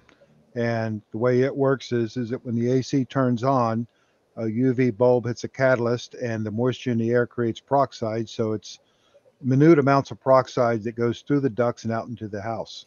And what it does is it helps kill mold. It helps kill bacteria, viruses, things like that. I can cook a fish dinner. An hour later, you wouldn't know I had a fish dinner. It kills Nice. odors. In the hospital settings, they found that doing this type of they could actually sterilize rooms aerosol with like an aerosol type thing with peroxide more effective than a whole team going in there wiping everything down with all their stuff. I also use it whenever I have to use if anybody in the house is sick and got a cold or whatnot, we'll usually pull out the humidifier and I'll add 30 to 50 mLs per of 35% peroxide to a gallon of water that goes distilled water that goes in there, and so it's pumping out a mixture of peroxide with in the air with the humidity to help sterilize. And then there's a lot of different cleaning aspects. You know, when I was doing the tanks, if I needed to, if I had to tear down a system and bring it right back up the same day, instead of bleaching it overnight or something like that, we would drain the system, we would scrub it, then we would scrub it with peroxide, rinse it, fill it with water, and go. Oh, I heard an echo, but yeah, something's echoing. But anyways, I was just gonna say I want to thank you publicly, Dan, for putting up with me because I'll call this man and I'll be like, I've got a headache, I've got indigestion, I've got heartburn. What do I do? You know, my tank is doing this, my seahorse is doing that, and he has all the answers. So we try to cover it here on One Wednesday, but be a part of Seahorse Sources group. I'll put the link in the description. And yeah, definitely appreciate you, Dan, so much. And have I missed any questions about? And guys, again, I'm going to pull him back in to do a specific episode on fry, and we'll talk about peroxide and probiotics in that episode. But I wanted to do one where we talked about the specifics, and then we go into the fry portion of it. So that is still coming. But what questions have I missed, Holly? Any questions I've missed? Or Oh I know no, we I have to was get to just Andrea. Go ahead. no, I was just studying notes because I had written down notes during that Humblefish episode about the peroxide because what I use it for is cilliates. Right. And Sure. so what she had said, the two of them, Bobby Miller, I've wrote down, Yep, is one of Bobby. them, right? Mhm. Okay, so in that show they said 1 milliliter of the 3% per 10 gallons every 8 hours, and you could boost it up to 1 milliliter per 3 gallons. Build it, so it's stronger. And you do that during the day and use the Dr. Tim's Ecobalance at night. And that's why I bought the Ecobalance, but I haven't used it. So Right. Oh, forgot. you're doing 1 ml 1 ml per 10 gallons. Yes, every 8 hours. And they said it was safe to do up to 1 milliliters per 3 gallons. But to start it at that, and that was, I think, a level that was safe for the invertebrates, was why I Yep. wrote that down. So roughly what you were doing, 1 ml per 10 gallons is roughly 1 part per million. Gotcha. Yeah, because I have trouble translating the parts per million. So Oh, I me have too. to ask. I Yeah. have to ask it. So how Well, I'll say, well, my tank's 55 gallons. My son's Tell me the probably number. 45 gallons. So how many milliliters is that? Is yeah. what I'll ask. Well, we just have to do it. I have to go to a calculator, but I used to be able to do that. We did it all the time, so I could come off with a number off the top of my head. You But could do it in your head, I bet. Yeah. yeah, I can't do that. Math is hard for me. now that I've not done it in a while, no old peopleitis is kicking in. It's not as easy. Oh, come So on. I You should was probably, just Kelly, you out should on probably my turn on Cheryl if she has any calculator. questions or comments. Oh, sorry. I'm Yeah. so sorry. Holly, go ahead and finish your question, So and then it's we'll go to up Cheryl. to 25 milliliters is safe for 75 gallons of water, I figured, to build up to. But what I use is actually 10 milliliters. I don't use that much, but I moved it up from 8 to 10. Well, 10. So my tank's 55, and I think the sump's probably 20 to 25 gallons of water in there. And I dose it twice a day. Are you still doing it, Holly? Yeah, you should be Yeah. safe at that. You should be safe at that. Now, by dosing it twice a day, if you were to go on Amazon, I don't know if you still get them on Amazon or not, but they make peroxide test strips, and they make them in Yeah, I low have that range written. and high range. Mhm. Okay, Mhm. get some low range peroxide strips that will measure Low down to range. 1 part per million. Okay, and then Gotcha. after you dose, let it circulate, then test, and then And wait an hour see. and come back and test.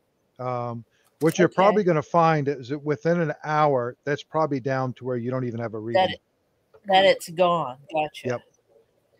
And so, just to be clear, before I ask Cheryl to ask questions, Dan, basically, you can use probiotics and peroxide for multiple benefits.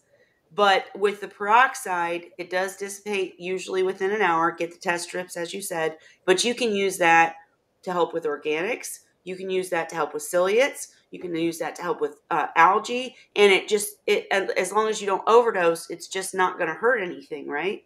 I Yep. mean, You can that's also it. use It's it for good cleaning. Yeah. cleaning. Mm-hmm. And so, but the only catch is if you choose to do probiotics and peroxide or either one. Well, if you choose to do them both, you need to do them at opposite ends of the day. Or spaced Because out. Don't do them at the spaced same out. exact time. Okay. Mm-hmm. Cheryl, what questions do you have? Your poor thing has been muted the whole time. I know. I'm just curious because normally if I get into an algae problem with the tank, what I basically will do is I'll pull out 1 rock at a time each day, scrub them up into mild hydrogen peroxide solution, rinse them thoroughly, and put the 1 rock that I just took out back and take another one the next day. And I have found if I do this, I can completely eliminate algae problems in my tanks. And So is that killing the beneficial bacteria though? I mean, because I've done it does because I've done the same thing. I've pulled out a rock, put it into salt water, so it should stay alive, but then dose peroxide and I've dosed peroxide directly to a tank, guys, to kill algae in my reef, not my Seahorse tank because I haven't had it that bad. But literally, you squirt peroxide on algae, it turns white and dies. But when you do that to a rock, why is the beneficial bacteria? Are you just like dosing? There's a amounts? time. I'm just cleaning off algae 1 rock at a time and just doing it very slowly so as not to crash the biofilter. I do that typically with new tanks that I'm setting up where you tend to get the algae bloom. And I found I can clear them up in no time at all. But I do it over, depending on how much I've got in the tank, it may go on for a week. It may go on for 2 weeks. Sure. But I found But you're like overdosing. How much peroxide do you put in? That's my question. When I don't put any when you pull the peroxide in. rock, no. When you pull the rock and you're going to clean it with peroxide, how much do you use? Usually about a quarter of a cup to half gallon of She's water. pouring it directly on the rock and scrubbing it. There you go. Basically. Love it. I Okay. did a thing I used to do where I learned there was a soak for a certain amount of time with a certain percentage of peroxide, and it was like 3 minutes or something, 1 to 3 minutes for a rock, and it would get rid of the algae, but it would not kill, the other stuff on the rock. Yep.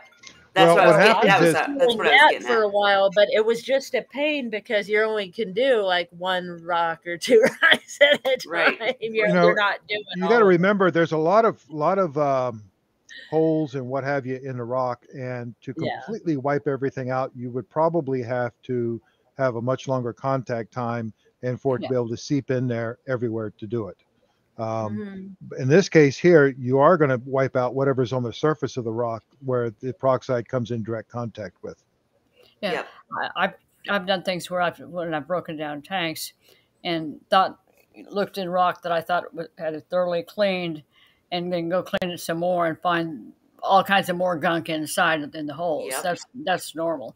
And when you're treating rock, you definitely have to be aware of that. That's for sure. Absolutely. I can just personally vouch for if you take a syringe with peroxide and squirt it in the tank on algae. Number one, a syringe isn't going to have enough to kill the tank. Well, I shouldn't say that. Follow the directions that Nancy. A little bit. But a little bit, and it turns white, it dies, and you're like, gotcha, I win. Well, all right. It's like when if you're getting in a situation where you have bristleworms in a tank, in a seahorse tank, and you need to get rid of them. I kid about it. The only thing that works is a flamethrower. You're right. Because you can literally soak them in fresh water. Some of them will come out, but you will still have some that have survived and are alive in there if you're not careful. Because they'll get so far in there and you can't get to them. So, yeah. Yep. And Dan, just real quick, because I'm trying to make sure I get all the questions that were asked in the post months ago. So just to be clear, let me see. Sorry. We already talked about the peroxide can be used for multiple reasons, but do you recommend people use peroxide, as Holly is doing, on a tank, even an average seahorse tank? Just use it along, Do you recommend people use probiotics to control organics? Or if you use probiotics like on your artemia hatchery and realize you have a problem, do you need to make changes? Or is it okay to just, obviously, I asked that badly. Obviously, if you see a problem, you need to make changes. But is it cool to continually dose peroxide to your tank forever?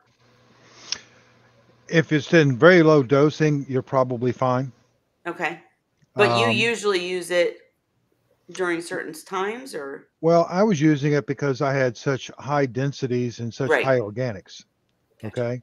Yeah. Now, my display tanks, I wasn't as, I say display, my broodstock tanks were a different story because those had a much lower stocking density, 1 or 2 pairs in a 55 or 75 gallon tank. And I was running the same filtration scheme as I was on the fry system. So, those weren't as critical in that respect. But the fry tanks I would dose a lot. The other tanks I wouldn't dose as much with peroxide, but I would use probiotics on all the tanks. Yep. So just go ahead, Cheryl. Well, I'm following Dan because he's the one that taught me originally about the MICF and the probiotics and all of that. And I still dose the probiotics. I don't, but then I don't really keep that high of a stocking density. I typically don't use anything else in any of the tanks. I also have lower lighting, so I don't have the algae problems that a lot of other people have. Yep, absolutely. And everybody's saying thank you. And Ricky pointed out that the beneficial bacteria in aquachar remains unaffected by the peroxide because they are deep in the pores. Well, that depends upon the strength and the contact duration of how deep the peroxide goes. True. And He's just pointing right. out you can still dose peroxide if you have a charge chamber, and I like that you Yep. said that, Ricky. I mean, I buy peroxide. I buy the 35%, usually a few gallons at a time. Where are you getting it? Huh? Where are you getting it? I'd have to pull it up. It's some kind of health food place. So you're buying food grade. Yep. Yeah. Well, they have food grade, but they also have the grade that goes into like spa bathtubs and stuff like that. Yep. And that's a lot less expensive. Yep. And The food grade is very expensive. yeah, food grade is very expensive. But and I usually buy a few. I kind of buy in bulk because I save a lot of money when I do that. Yep. But it's one of those things where I don't use peroxide all the time. I use it for artemia, newly hatched. Yep. I use it for cleanup before they get fed to anything.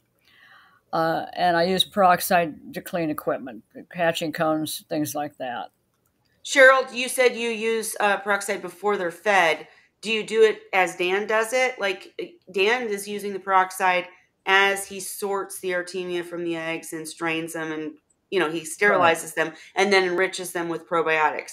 Do you do it? Do you sterilize again, or is that how you do it? I do a 5-minute treatment with 50-50 solution, but that's 3% hydrogen peroxide and then water, and I just soak them in that for 5 minutes. I haven't seen any negative effects on either the fry. I get overly paranoid. I admit it. And I haven't had any problems with it, but that's just something. I don't know where I picked it up, but I've been doing it that way for quite some time.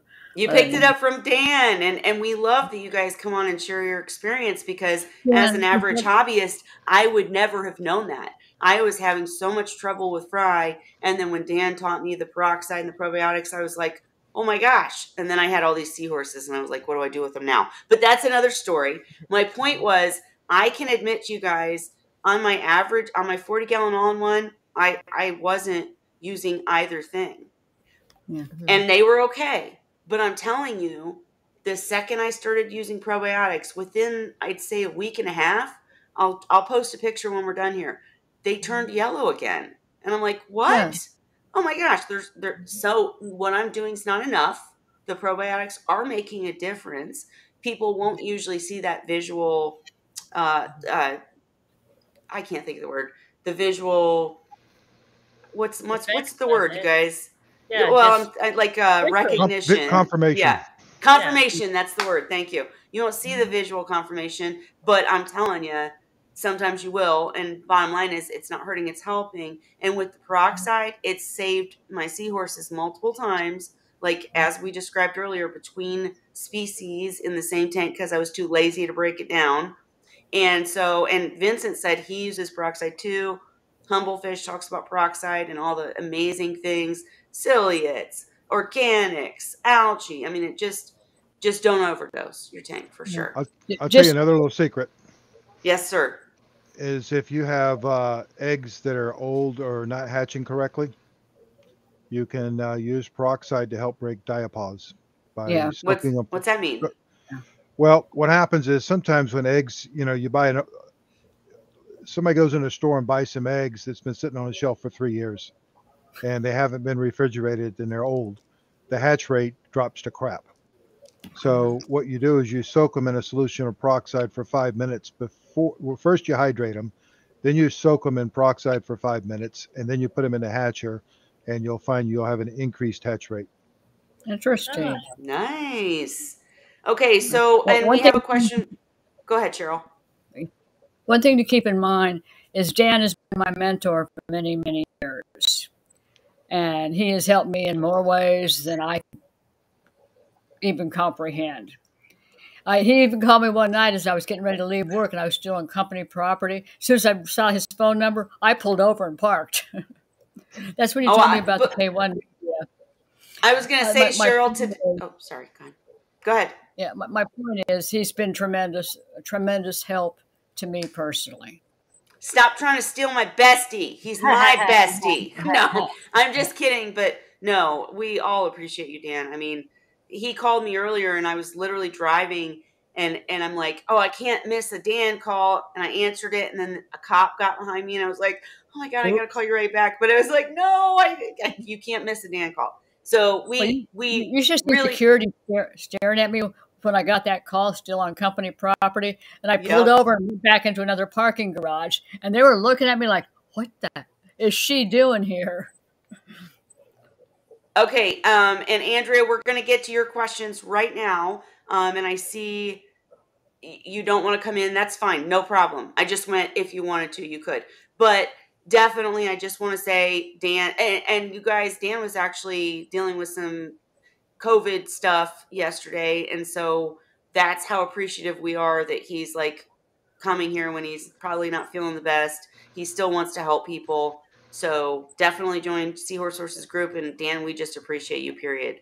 But go ahead. Absolutely. Ricky, I had a question. Yeah, You're posting a link. Yes, please. Ricky, if you'll text me, I'll text you the information.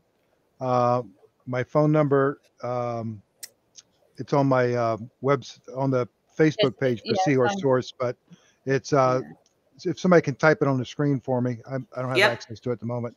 Go but ahead. It's 772-579-8112. Nobody be spamming him. Because he's I'll come get you. And speaking of the probiotics, where do you find Mike F? Because I was looking it up while we were talking, and I could not find it in this country. Honestly, I know where to find it. I'll post tomorrow in group. That way, Ricky and everybody else will have that information. That's not a big deal for me. Take me back. Okay. The problem is, I don't know if anybody's breaking it down like I was. You know, look, there you are. I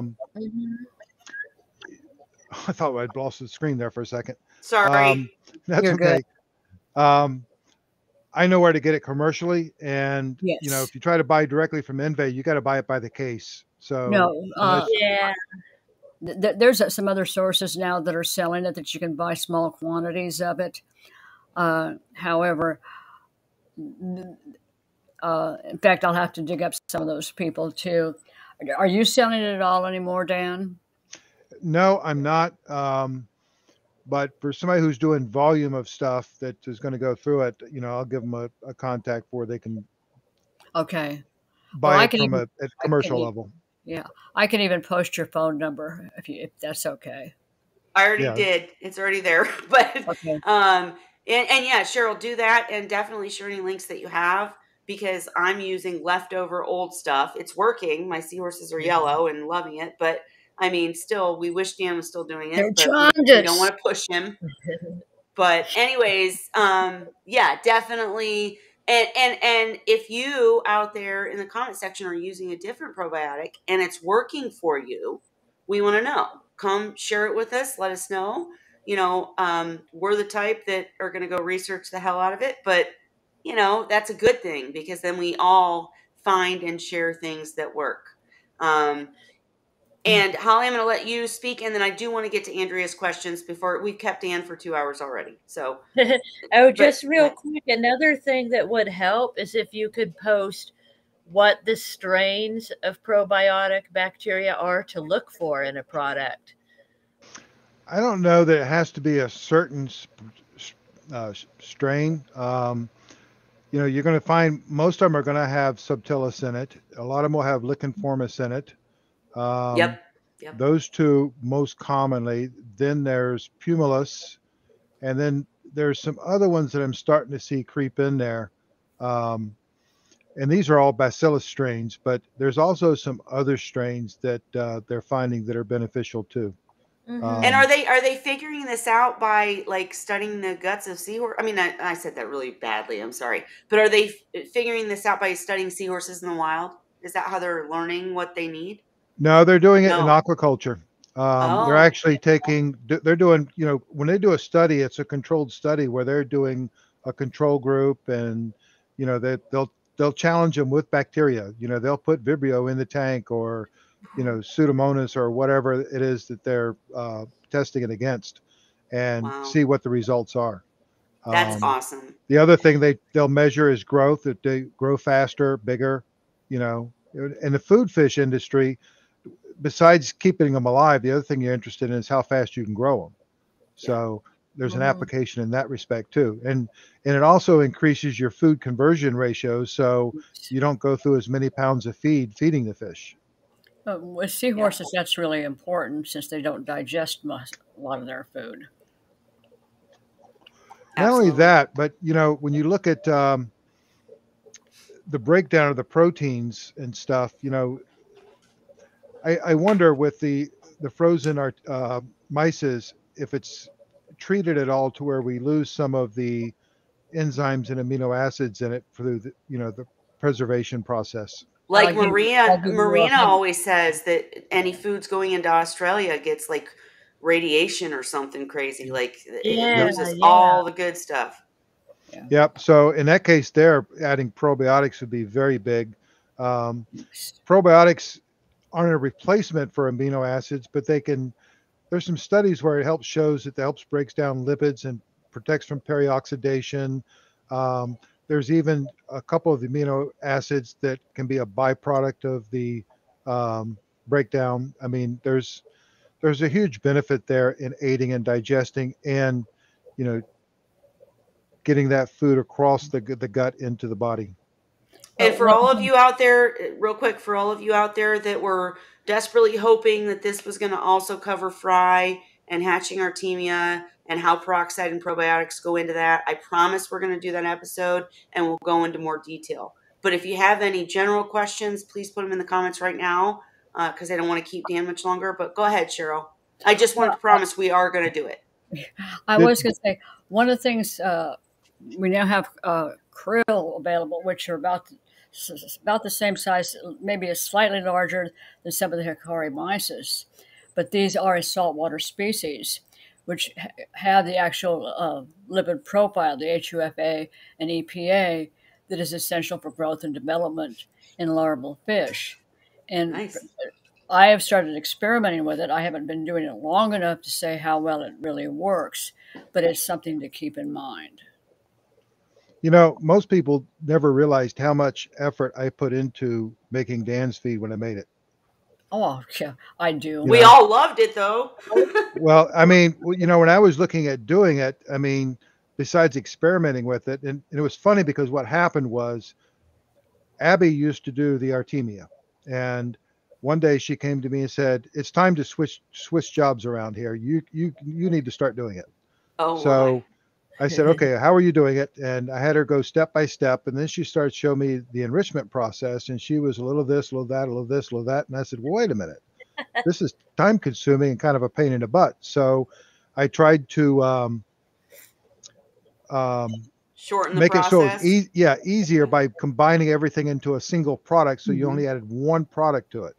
And then while I was doing that, I got to thinking and I said, well, let me go do a little bit more research. And then I was looking at, and unfortunately, there's not enough studies to give us everything we want to know. But when I was looking at the different products we were putting in there, I wanted to know which amino acids were there, enzymes, vitamins, and all these different things. I was looking at protein. I was looking at EPA, DHA ratios, and I was also trying to calculate out because the artemia catabolized the DHA so quickly, and at the same time improve the protein level for faster growth.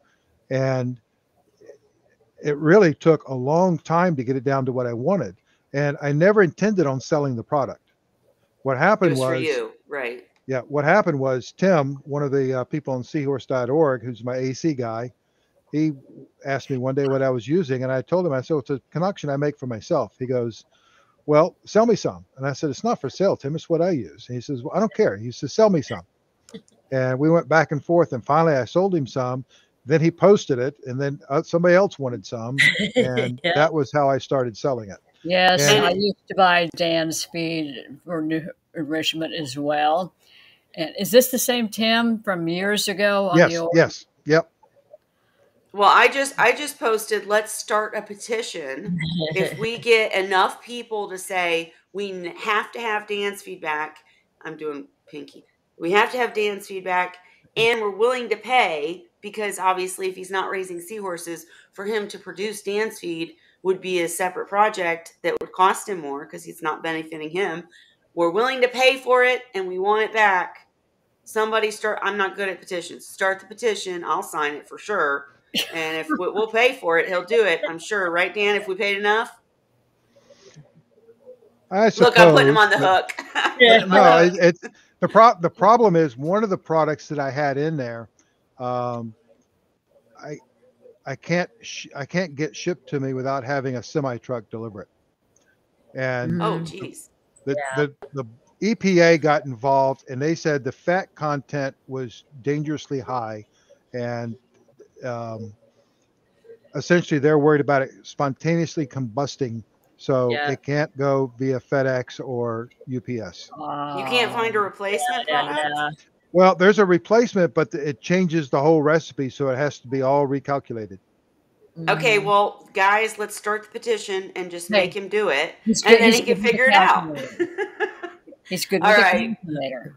Now, if you remember, what I did was I did it two ways. I did one as an enrichment, just plain enrichment. The other one I did as an enrichment with the probiotics already added to it. Yes. And didn't you have one with the, what's the thing for the red? I know I sound stupid, but Dan, you know what I'm talking about. Well, I also sold a lot of the ingredients separately. Oh, okay. That's it then. Okay. So, for example, you know, I can't even say it. I always call it Nature Rose, but yeah, I know what you're talking about. Yeah. But you know, it had Nature Rose in it, it had spirulina in it, and you know, I listed everything that was in there. I just didn't tell you how much of each one was in there. What did you call that? It was Dan's. Tim named it Dan's feed. No, the red one. Oh, astaxanthin, or however you pronounce it. Yeah, that's it. I remember when you first started getting into the MICF, and we were weighing it out to get the measurements to be able to dose correctly. That was a while. Sorry, Cheryl, go ahead. I was just going to say what happened was I did my measurements, and then I asked a couple of other people to do the same thing to see if we all came up with the same numbers. What we were doing was we were averaging it out, because if it said to use, you know, a quarter of a gram, you know, what is that? What's a quarter of a gram? Is it a quarter of a teaspoon, a half teaspoon, or is it an eighth teaspoon? And we just averaged them out, and then I created a chart, which we ended up posting. You know, I think I had it on the bag as well. But I had it on the website, and I think I put it on the bag as well. You did. Diane put up the actual word, astaxanthin. Diane, that's a tongue twister. But no, I mean, and that's why I just want to say real quick. Yeah, I want to say real quick. That's why we so appreciate when Dan can come and share this information, and Cheryl, you and Ray and Holly coming every week and sharing all of this. I know the people in the chat are right behind me saying thank you so much for coming and sharing the experiments you've done and the things you've created and the things you figured out, because we don't have to. We can just say, okay, I need a skimmer. Okay, I need Dan's feed. You know, it's that easy because you went to all the work. So we appreciate you very much. Diane, are you getting back into seahorses? I noticed you're picking up your activity again. Ooh, Diane's coming back. We love it. Hey, Holly. She was doing this before I was. I know Diane too. Yep. Diane, we need you here on Wine Wednesday. When are you going to come and be a video participant and share? We need you. Message me. I'll give you a link. It's easy. We want you here. But Holly, I do want to give you a chance to ask Andrea's questions, and then we can small talk. Oh well, Andrea was going to ask. She's here. She has said she can do it in the chat or send her a link. She said either way. But she has a 2-year-old. Yeah, she says she doesn't have a link. I can come in or chat here. Might be easier to chat, so my 2-year-old stays out of it. Okay, I thought she didn't want to come in. I really apologize. Hang on, I'll give you the link, and you can jump in. And if not, start asking your questions now. Because Dan's about to tell us it's time to go because he doesn't feel well, and we've kept him too long already. So, Andrea, I'm sending you the link right now. Feel free to jump in, or Ask your questions now in the comment section. And anybody else, Vincent, Francis, anybody who wants to jump in, we're kind of open chatting now, but still, focusing Dan, on who was the having guy Dan. out in California, Southern California, that was also raising seahorses? I've forgotten his Um, name. Mulcahy. McCahey? I'm trying to think of his name. Oh shoot, David. David begin with an M. Yeah. Oh, he was down Southern California area. Yeah, he actually went to the wholesalers for me a couple of times when I was trying to get into um, the the Barbary and the Hystrix and whatnot, and he was going down hand picking them at the wholesaler to have them shipped to me, and we had a hell of a time. We could not, the ones that were coming in, the wild caught, and Oh yeah. unfortunately, I went through a bunch of them trying to get started with them. But I'll look it up here in a second. Well, Diane seems to be getting busy again. I'm wondering if things have stabilized now and she's going to start getting some seahorses again. Hint, hint, Diane. We want you to, Diane. We want Dan to too, but that's beside the point. Holly, she can't get in. Yeah, Something's wrong with David Mulcahy. I was going to say Mulcahy's. That's, yep. Diane says you never know, so she might be on the comeback. Oh, so here we go. She's commenting it. Okay. Go ahead, Holly. You're right. Okay, so she's saying her biggest question is with the hospital tank. Does she continue the normal medication and water change regimen indefinitely until the seahorse fully colors back to normal, or is there ever a point where I should stop giving antibiotics past the 10-day point, etc.? So she's treating, if you remember right, for tail rot and looks like a bacterial issue. Yep. Is this the one with the great big bubbles on the tail, or the smaller bubbles? No. It was patches. You could see the white. Remember, you and Ray both said it looked bad, but yeah, it looked like bacterial infection. So the issue is if it's the tail tip, that you usually end up with necrosis on the tail tip, and in some cases that area that's become necrosed will actually drop off, and if necrosis isn't real bad, if it's very minor and it's just discoloration, then it will eventually turn back to normal. But my experience has been usually at least the very tip of the tail will come off, and once the end of that tail is healed over, you can stop. I have a tendency, some people will run antibiotics until the full color is there. I don't. I have a tendency to use the least amount that I can get away with, and part of that goes to my confidence in how I'm treating. And for this type of affection, I would probably stop and use a little bit of allicin on the tail tip daily and call it at that.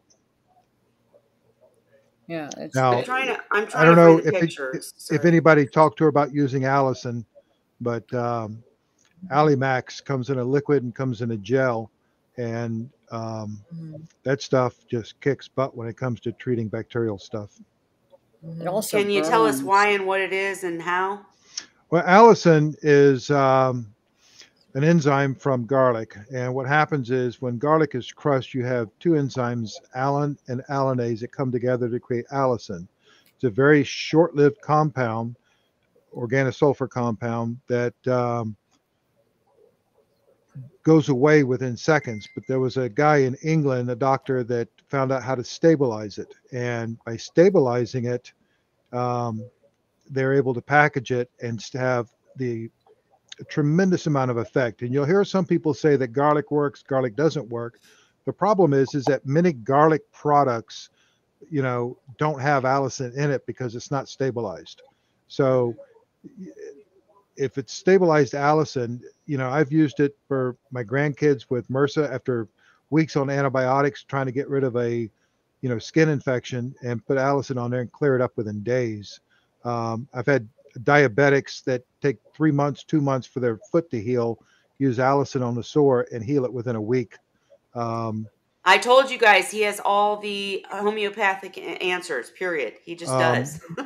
When I went to do that MBI presentation that you were at, Kelly, I had the day Yes. before the presentation, I had a problem with my hand. I had 3 scratches on my hands from moving a box, and that happened like a week beforehand. And the day before I was to get on the plane, which was early the next morning, around 5 o'clock, my hand was hurting. I looked down at it, and my 3 scratches had become infected, and I had streaks running up my hand into my arm.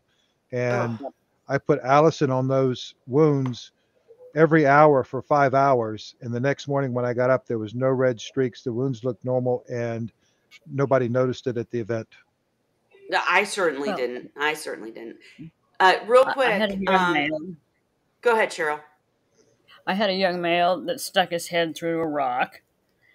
Got it stuck. I was not home when it happened. I came in. He was still stuck with his head through the rock. His snout was all swollen and looking very alarming. I got him out of the rock without any trouble. I just backed him out. Seahorses don't do well in reverse. Put some allicin on it, dried it off, put some allicin on it, let the medication dry. Did 2 more treatments a couple hours apart. And he was eating that evening within 6 hours of when I rescued him. And the swelling had already dropped. The snout had dropped back down to normal size. It works great for ear infections. And, in the feed store, I use it. I get customers all the time with on the dogs with wounds and stuff. And the stuff, it just kicks butt when it comes to treating. And I've finally got a couple coworkers that tried it that if you've got the start of a pimple or a boil, you put allicin on it twice a day, it's gone. Well, I was freaking out because I was sure I was going to lose this male. It was one that I raised. And to see him a few hours later with a normal snout, the edema gone, and him snicking food truly was warmed my heart. Now, what people should realize is that with allicin, what makes it so great is that, number one, there's no bacterial resistance to it. It works against bacteria, fungus, and virus type organisms. And so there's no resistance, number one. Number two is that if you'll notice when you handle garlic, that smell gets on your hands, you wash your hands, you still got the smell.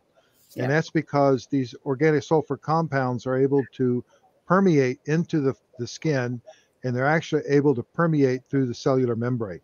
So where you use a topical, like say triple antibiotic on a wound, that sits on the surface. When you put allicin on there, it actually seeps deep into there and gets to the bacteria. Well, nice. Okay, wait, guys, real quick. Allicin and Alamax, and I like the liquid. I think is the allicin the best.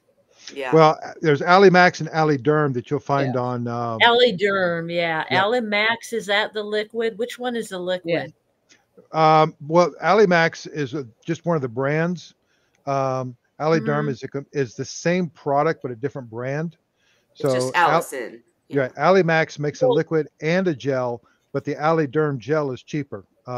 There's also a product called Alisure, and that's more of a larger, higher strength product.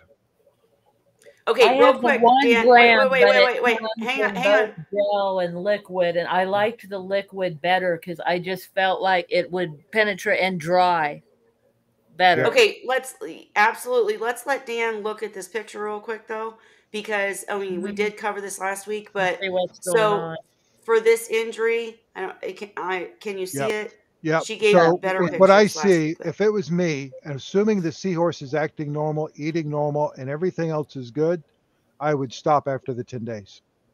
Okay. And then just maybe do probiotics. She said, let me just see if I can pull up her comment now. She said she's going to try the probiotics and peroxide and probiotics is going to be her line of attack. Well, but what would cause that, Dan? Holly, did the seahorse scrape the tail? Is that what happened, or I can't She remember? was thinking it, well, she was gone when it happened, she said. So she came back from vacation Right. and figured it had scraped itself, on a rock or something. But another thing we talked about, she had kind of what I had going on. She has a coarse substrate, which might be holding the Gunk. bacteria. Yeah. That's kind of the issue that I had early on. So she was thinking about switching that out to sand. But I think she has like corals and things like that in the tank also. So she was looking for a safe way. Right. Well, she did say the way he's wrapping his tail seems much Mhm. better today. He's bouncing back after the antibiotics, and um, when he And there sees her was around. one other seahorse, I think, that started developing the tail thing, the tail rot. And And she said a that second doesn't one. look. But Dan, does that look like normal tail rot to you? No, Yeah, I Doesn't didn't think to so. me. Because usually tail what rot you, starts at the white at the tip, and it just starts eating away at the tail. yeah, usually Right. progressively. Well, it can start anywhere on the tail, but most commonly you see it at the tip, and Yeah. it works its way up.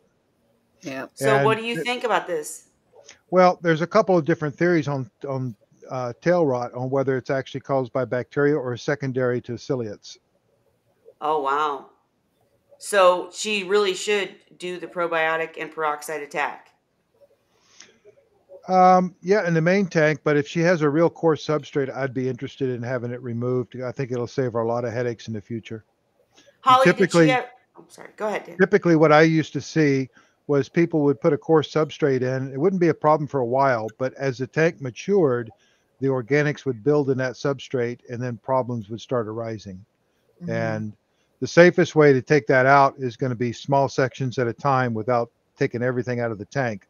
And the, I would try to siphon it out with a hose and just take out small sections at a time and then start adding small sections of sand at a time. So she should remove the substrate before she puts the seahorses from the hospital tank back in. Um, Not necessarily. Okay. Um, it can be Gradual. done in conjunction with them in there, but you want to do small sections. You don't want to do a large section and have all that stuff kicked up at one time. Well, that's Um, what I was wondering. Like, should she remove any seahorses that are still in the tank that aren't in the hospital tank? Or, I mean, I get what you're saying. If you think there's becoming a problem, you remove portions at a time to get rid of it. But wouldn't, like, if she's able and already has a hospital tank, why not throw the seahorses in the hospital tank and just right, but remove if the she's shit? got corals in there too, she's got Oh, to yeah, think yeah, about. yeah. Okay. Yeah, she has live rock and coral, and Gotcha. she's worried about crashing the tank. And I didn't quite know how to advise her on how to switch it out because she doesn't have other biofiltration like I did. Like I had, the bio balls and stuff in my sump, and she doesn't have that. Her sand and her rock are her Is it? biofilm. Okay. So, Dan, you just say gradually replace it. Yep. Okay. And Dan said Allison. All right, I'm going to bring us back. And Andrea, since you can't join, sorry that you can't. I have the same problem with an iPhone, by the way. For some reason, it doesn't, or Safari doesn't want to let you join. I apologize. But if you have any other questions, feel free to ask them. And we're here. What other questions, Holly? Oh, she's saying when does she add the new sand? So I think what Dan's saying is you add it when you're taking the other out. And Well, one thing I No, do is well, scoop to a sand. Wouldn't you add a little, you uh, I don't scoop think it to so. the side, add one on one side? now the way I would do it is I would take out small sections at a time, and once I had an area cleaned out enough to where I could start adding sand, I would start adding it. What you don't want to do is, if you're Mix it doing a up. small section, is get it really mixed up.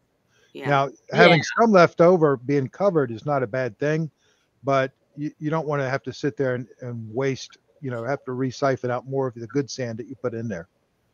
So I Well, would, like I have half sand and half bare bottom in one tank because I have a divider. I made an acrylic divider.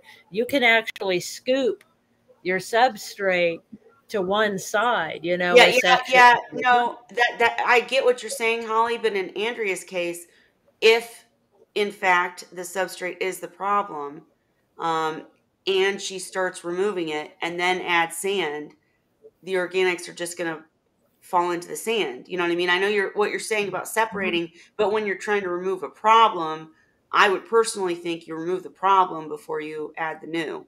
But Yeah, Dan, correct me if I'm problem, wrong. if it's dirty sand and it's been there a long time, it's going to hold a heck of a lot of nasty stuff. Right, Yep. or even releasing it into the tank itself, exactly. let alone the other sand. Exactly. So I wouldn't add the new until you've got No, you half don't or add the more new out. until it's completely gone then? No, Well, once I have an area big enough where I can start adding sand without yeah, mixing it with the gravel. yeah. Mm-hmm.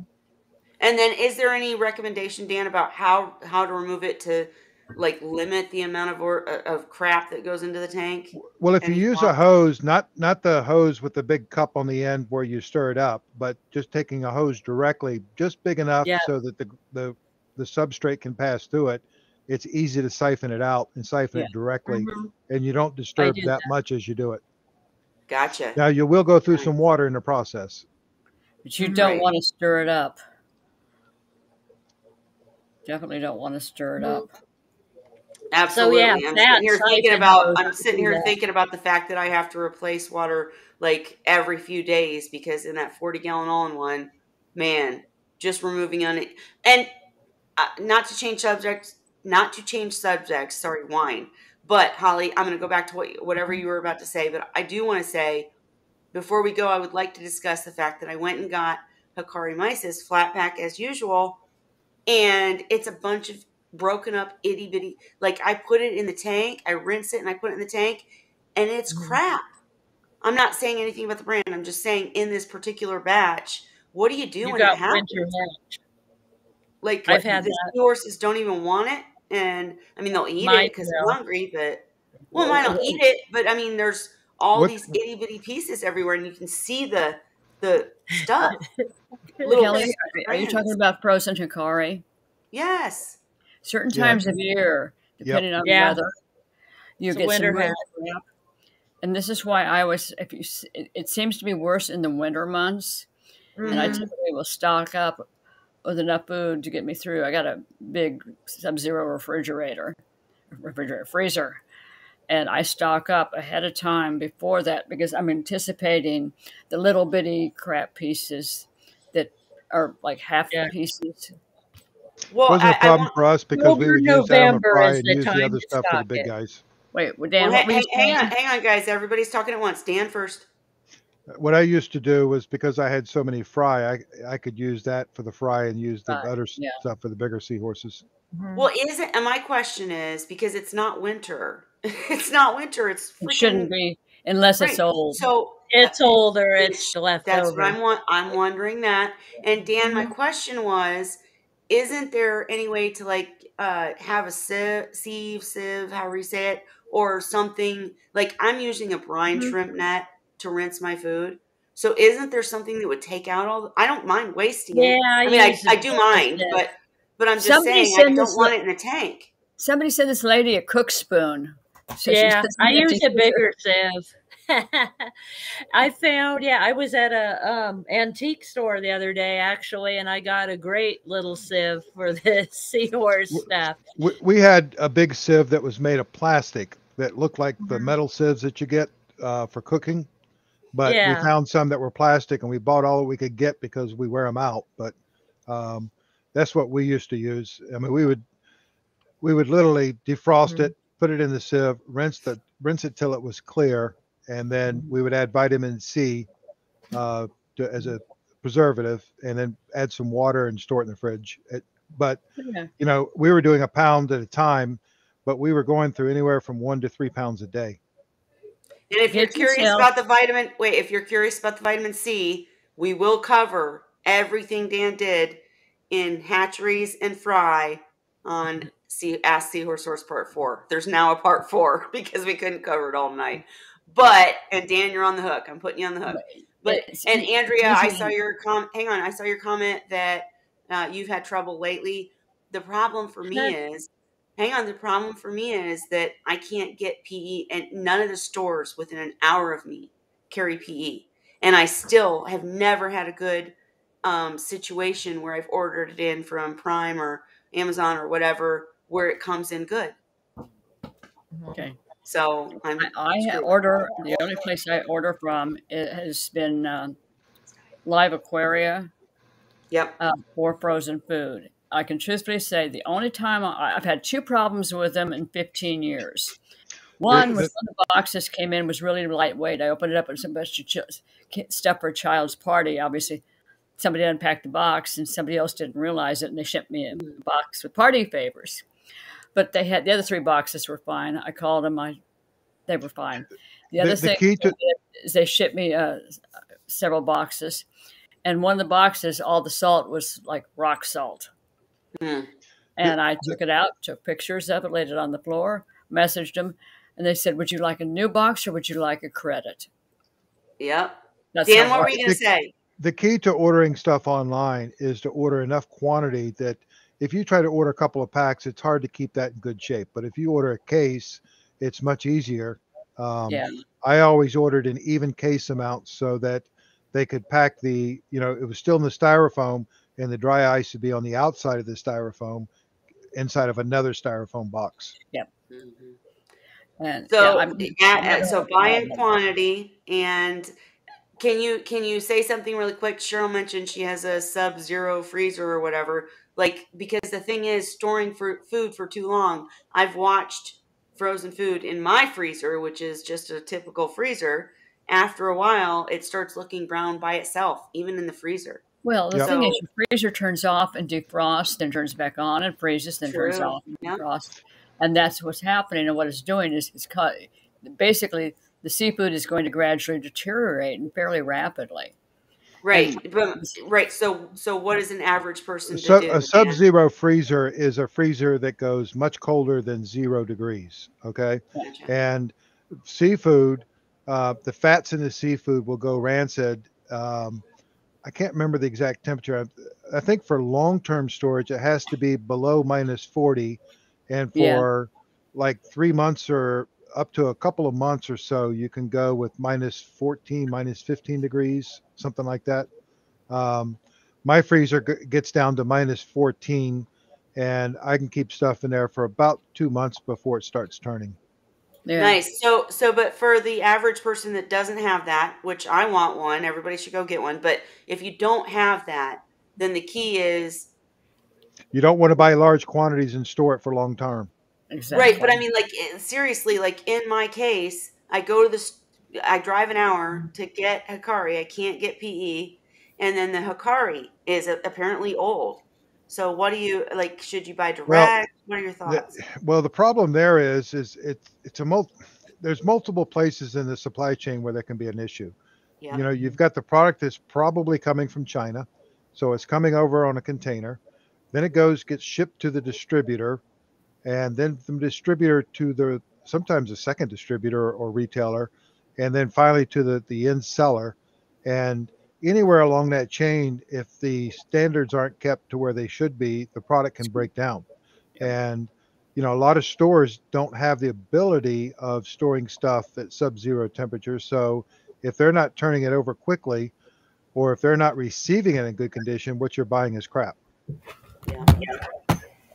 And just for the record, folks, I'm definitely not, I keep forgetting to turn myself back on. I'm definitely not bad-mouthing Hikari because I love the product. And my seahorses love the product. But, and as Dan just described, it's not really their fault so much. It's just the transportation. Sometimes it is, sometimes it's not. Check out the packages in the store, because I've noticed, they'll have multiple packages, and I'll have them show it to me, and I'll pick out, tell me everything. Well, and I do understand why, as a company, they're going to sell what they have left over before they put out the new. I get it. And at my local store, like within 10 minutes instead of an hour, they're like it costs so much to have this refrigerated or frozen food shipped. I mean, it's just a big pain for everybody. But I'm like, I'm interested. I might try live Aquaria, Cheryl, since you said that has worked out for you. We Because we were going to sell frozen food at one time, and I did some experimentation with shipping, and I came to the conclusion there was no way that a small guy can turn a profit trying to yeah, sell frozen food. yeah, Well, The need for the storage capabilities of buying the quantity, that means building a walk-in freezer, and it also meant having a dry ice machine. And I was looking at thousands and thousands of dollars of investment, yeah. and I was looking at the margins, and Christ, people could buy it online for the same price I was paying for it, so there was no sense in trying to sell it. See, Yeah, guys, we need another petition. We're willing to pay for good food if Dan will make it, right? Everybody say yay. But no, Seahorse Corner, you said it's gone downhill. You switched to Sally flat packs. I'm curious about that too, because again, we're not saying Hikari has actually like messed up, but somewhere in the transportation, something's going wrong. So I know what you're talking about, Sally's, because at my store they have Omega 1 and they sometimes have Sally's. So does the brand matter to you guys? I've only used the Hikari just because of where I'm able to buy it. If I go buy the PE, it's at Petco or PetSmart, where their freezer is customer accessible. So, Yep. I feel like people are in and out of it all day. So I just don't trust it as much as to where at the fish store where I get the Hikari, they have a big deep freeze behind the counter. So they Nice. you ask for what you want and they get it for you. So people aren't in there rummaging around. So I just trust that more. So I haven't actually tried the PE for that reason. And I haven't tried having it shipped because I pick up everything at the post office. Yeah. So, I use P.O. Box for everything, even UPS and FedEx. So, if it arrives, and it's sitting there, I can't have that.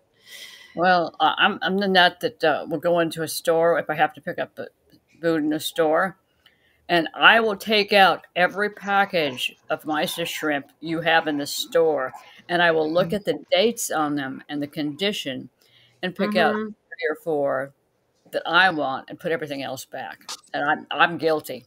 I am totally guilty. Well, I have them at my they get them out for me. I'm here for Seahorse food, and they know me, so they know what I want. So, if they grab me a pack and it's questionable, I'll like, what else do you have? And I'll look through and see which one I want. Well, the other but thing I've noticed that with my Hikari lately too. Like Andrew has said, it's been floating. Mine's doing that too, yours and is it floating. They What float. does that mean, Dan? Usually. When it floats. It means it's buoyant. And that means what? I know what float means. That. It shouldn't be floating, though. Why is it floating? Well, not all of it, but a lot of it is. Like I'll put it because I feed them in a dish, and I don't usually have this issue. But Try soaking it in salt water. Yeah. And see, I do that though. But see, that's how I do it. It's in salt water when I feed it to them. I feed it to them from a container of salt water. No, I'm sorry. Try soaking it in fresh water. Fresh water. Yep. Okay, wait. Soaking it in fresh water, that doesn't ruin anything about it? No, I always use fresh water with mine. Well, see, I rinse it in fresh water, and then I immerse it with a strainer into a container of salt water. I don't. What I used to do is rinse it, and I would actually use tap water to put water in it, just enough to keep it covered, and to mix up the vitamin C. But which you'll learn about on Ask Seahorse Part 4. Go ahead. But I've always done it that way. We never had issues with it that way. So when it does float, it doesn't mean it's bad? No, it doesn't mean it's bad, but it can be problematic if you're, depending upon the tank and the filtration scheme, if it's, They don't eat all that going down way. the damn filter. Yeah. Well, because myself, I don't like wasting. So when it does float, I'm like, let me just use my turkey baster and push it down at you. And it works. So I wanted to make sure it wasn't bad for them. Now, Everybody in the what's tank's bad, looking at it whether it like, floats or "Mine too." not, has nothing to do with it. What makes it bad is if it's gone rancid. Yeah. Right. And I'm telling you, everybody says seahorses can't smell, but if you have bad food, they will not eat it. Oh, no, Well, no, no. That, well, think of it this way. Imagine yourself going to the store, go down to the local fish market, and you buy some shrimp that's not cooked. Think about how long you would keep it in the fridge before you would not eat it. And Right. if you put it in the freezer and froze it, would you come out 2 months from now, defrost it, and eat it? Right. Or are you going to say, no, this stuff's crap? And Yeah. I that's don't a eat case shrimp. that's a case where the fatty acids in there have gone rancid. Yeah. Mm, mm, mm, mm.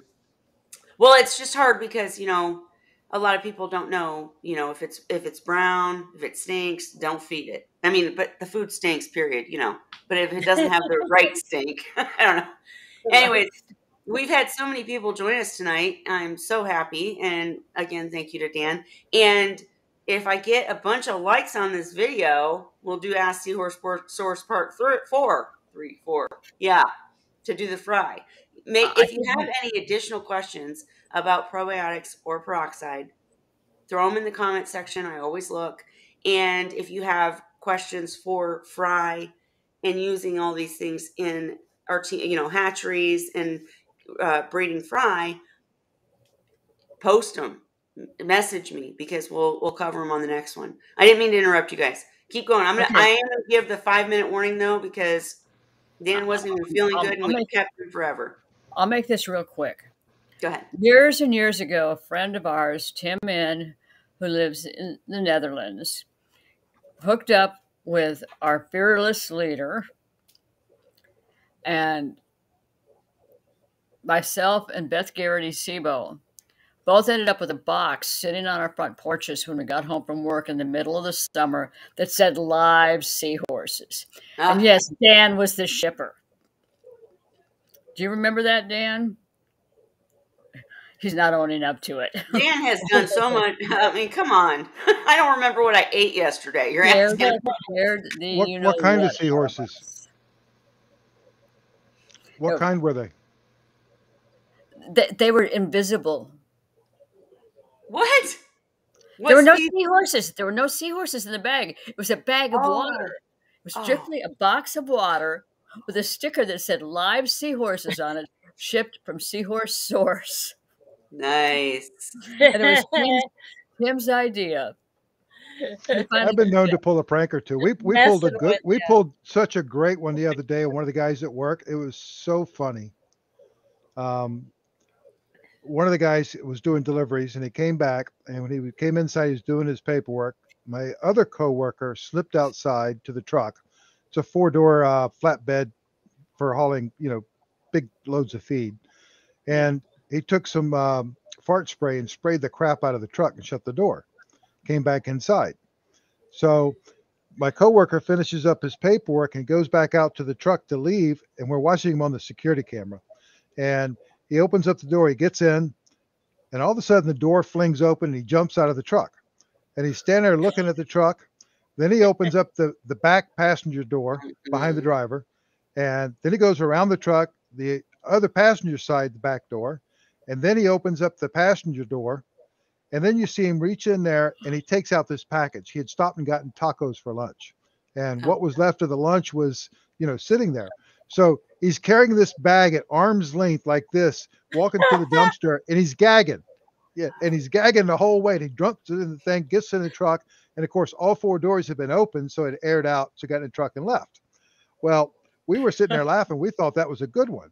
Well, the next day, our part-timer comes in, and for lunch, he decides to order tacos, and he gets them from the same place. And the original coworker didn't say anything. He kept quiet.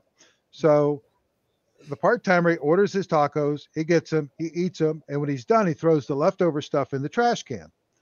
Well, my coworker with a fart spray. As soon as he did that, we on the sly walked by there and sprayed the fart spray in the trash can. Ah. So the odor the odor starts coming out, and they're looking at each other. And they go, "What is that smell?" And the guy that we originally pulled the first prank on goes, "I know, it's those damn tacos," and he points over the trash can. Yeah. Every So the time part we- timer, Bullies. so the part timer walks over there and sniffs the can and goes, "Oh my God, you're right." He goes, "I don't know what it is with those tacos, but after they sit, man, they start stinking."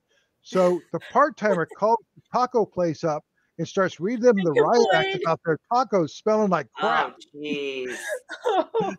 So the guy that we pulled the prank on originally says, "Here, let me show you what happened to me yesterday." And he pulls up the camera. When he pulls it up, he sees live feed and realizes that we are watching. And then he realized he had been pranked. Mm. But Oh. the part timer had to call the taco place The back and taco apologize. place. I Oh apologize. my gosh. Oh, that would have been so. It sounds like something we would have done. Oh, we were in hysterics. I'm sure. I'm sure. Oh, Hey, real quick, Andrea Thank had you, a Lynn. last sand question. Sure. What should my new sand be, and how do I add it to the tank without it being too abrasive, or without being too abrasive? Is it best to remove everything to add the sand and then put it all back in? Well, there's multiple ways to do it, and the hard part is doing it without making a big cloud.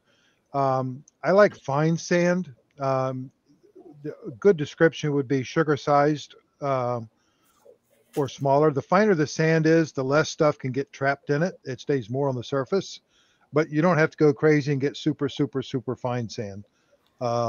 Sugar size is perfectly acceptable. But if you wet the sand first, and I don't know, you almost have to be creative in trying to get it down there without making a sandstorm and clouding up the tank. If it was me, I would prefer to do, if I was capable, I would prefer to remove everything out and put the sand in. But if that's not an option or too much of a pain in the what, then I would just do small quantities and experiment with how much I can do at a time without overly clouding the tank. Keep in mind that out in the wild, sand does get kicked up in the water column, and most organisms are going to do fine with that. Yeah. It'll clear out and settle back down. And someone with that is removing like the gravel that we're talking about, if they don't have a sump with other filtration, adding sand is a good idea because it holds more bacteria, right? I mean, if you're just counting on the tank, you shouldn't go Yeah. bare bottom. Well, it depends on what they have for filtration. Right. Even the rock itself is going to hold, and it also depends on stocking density. I don't think there's such a thing as too much biological, but I think often people I think they can get away with less than what they think they can. Right. Yeah. Well, yeah, in my 40-gallon all-in-one, I've got just rock, no sand, but I do have K1 and a char chamber and, all this other, and a sock and a UV scan, all that, skimmer, UV sterilizer. So, Well, I'll admit I do like a lot of surface area, but having run the K1s the way I did, I mean, it was very hard to knock them back. There was just so much surface area. yeah. Holly, any more questions from you? Now that we're done with fart jokes? Just kidding. That was great. You got new No. glasses. They're colorful. Oh yeah, I think you guys said that last week. These are from the dollar store. They're just my reading glasses so I can see you guys. Well, you matched last week. You had a green shirt. Yeah. So anyways, okay, anything else, you guys? Because I am going to have to call it. It's getting too late. I love chatting with you guys all night, but, kids got What should I school. feed my seahorses? What was it? That's to feed the seahorses. Exactly. Mine already ate. so- They're going to bed. Go to So bed, I'm going seahorses. to say again, thank you so much to Dan. Thank you to everybody in the comment section that gave us the questions for tonight. I hope that Dan coming and sharing helped you understand a little bit more about probiotics and peroxide. again, any further questions, put them in the comment section. And Dan's only coming back to do Ask Seahorse Source Part 4 about the fry if I get a bunch of likes on this video. So you guys might want to like. Oh, so I do see Andrea says what she has is char chamber, her rock, filter sock, a skimmer, and a GFO reactor. Yeah. Sand And is Dan optional. is out of this until we buy him and send him a box of seahorses with Oh, a no. sticker on the outside that says live seahorses. Love it. And I see you guys all commenting. Thank you guys so much for joining us.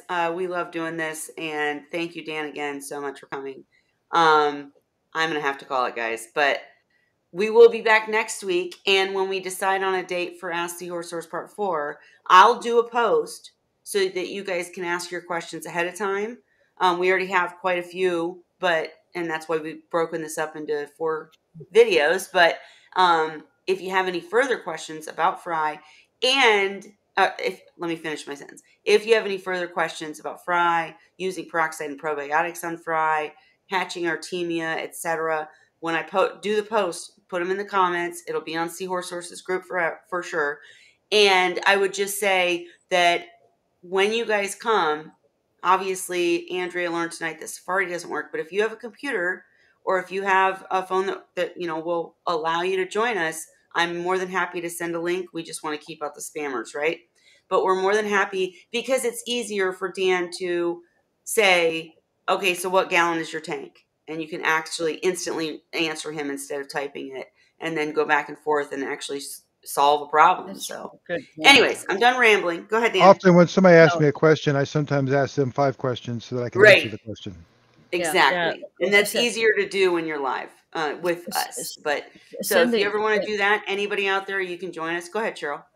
I love this. I just love this. Send your questions in terms of setting up a fry system in advance because there's so many different ways to do it.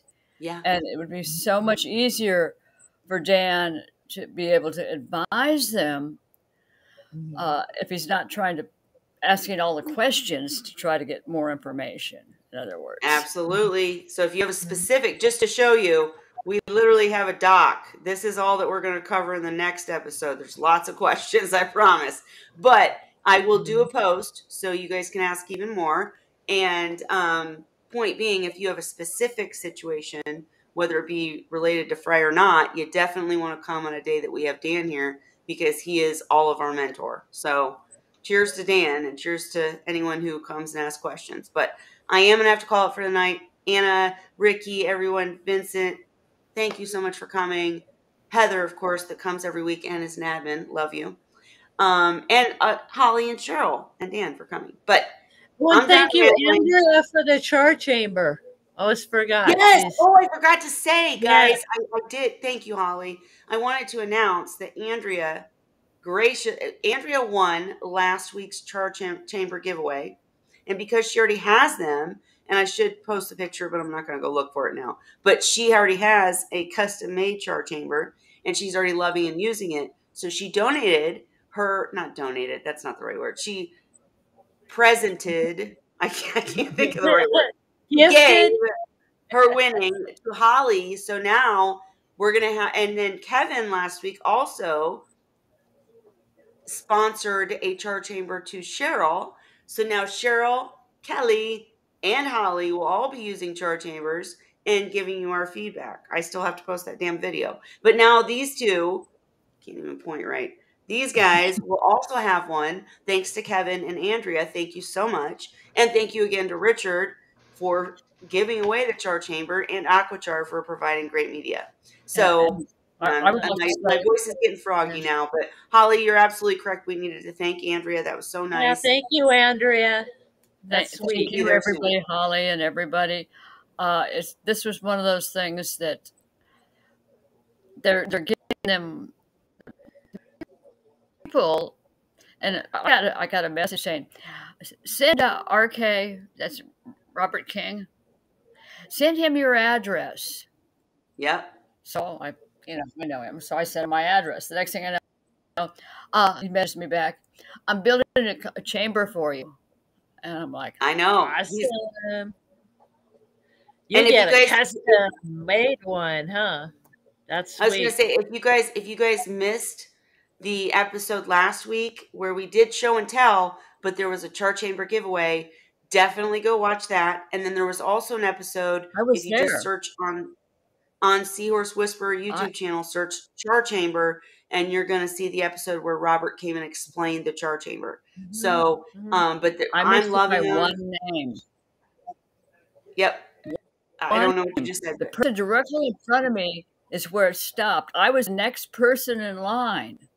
I know, you missed the wheel. I know, but you got one anyways. Thanks to Kevin. Yeah. Thank you, Kevin, and thank you. That's what Can't wait to try it out. Yep. So we'll all be giving feedback on them. I need to get my video posted. I can already tell you I love them. Yeah. But Holly and Cheryl will be giving you feedback, and if we get that petition going to get Dan doing Dan's feed again, maybe we can talk to him about testing it out. Who knows? But anyhow, for tonight, I'm going to have to cancel it, or not cancel it, end it. The wine is almost gone. Look at that. I drink too much. All right. Dan, but thank you again, Dan, so much for coming. When we figure out a date for Ask Seahorse Part 4, I will post it and let you give me more questions to ask him, and it'll be great. But for tonight, I'm going to say cheers. Anything else, you guys? Yeah. All right. And Dan, take care of yourself. Hope you start feeling better. We'll do. Thank you.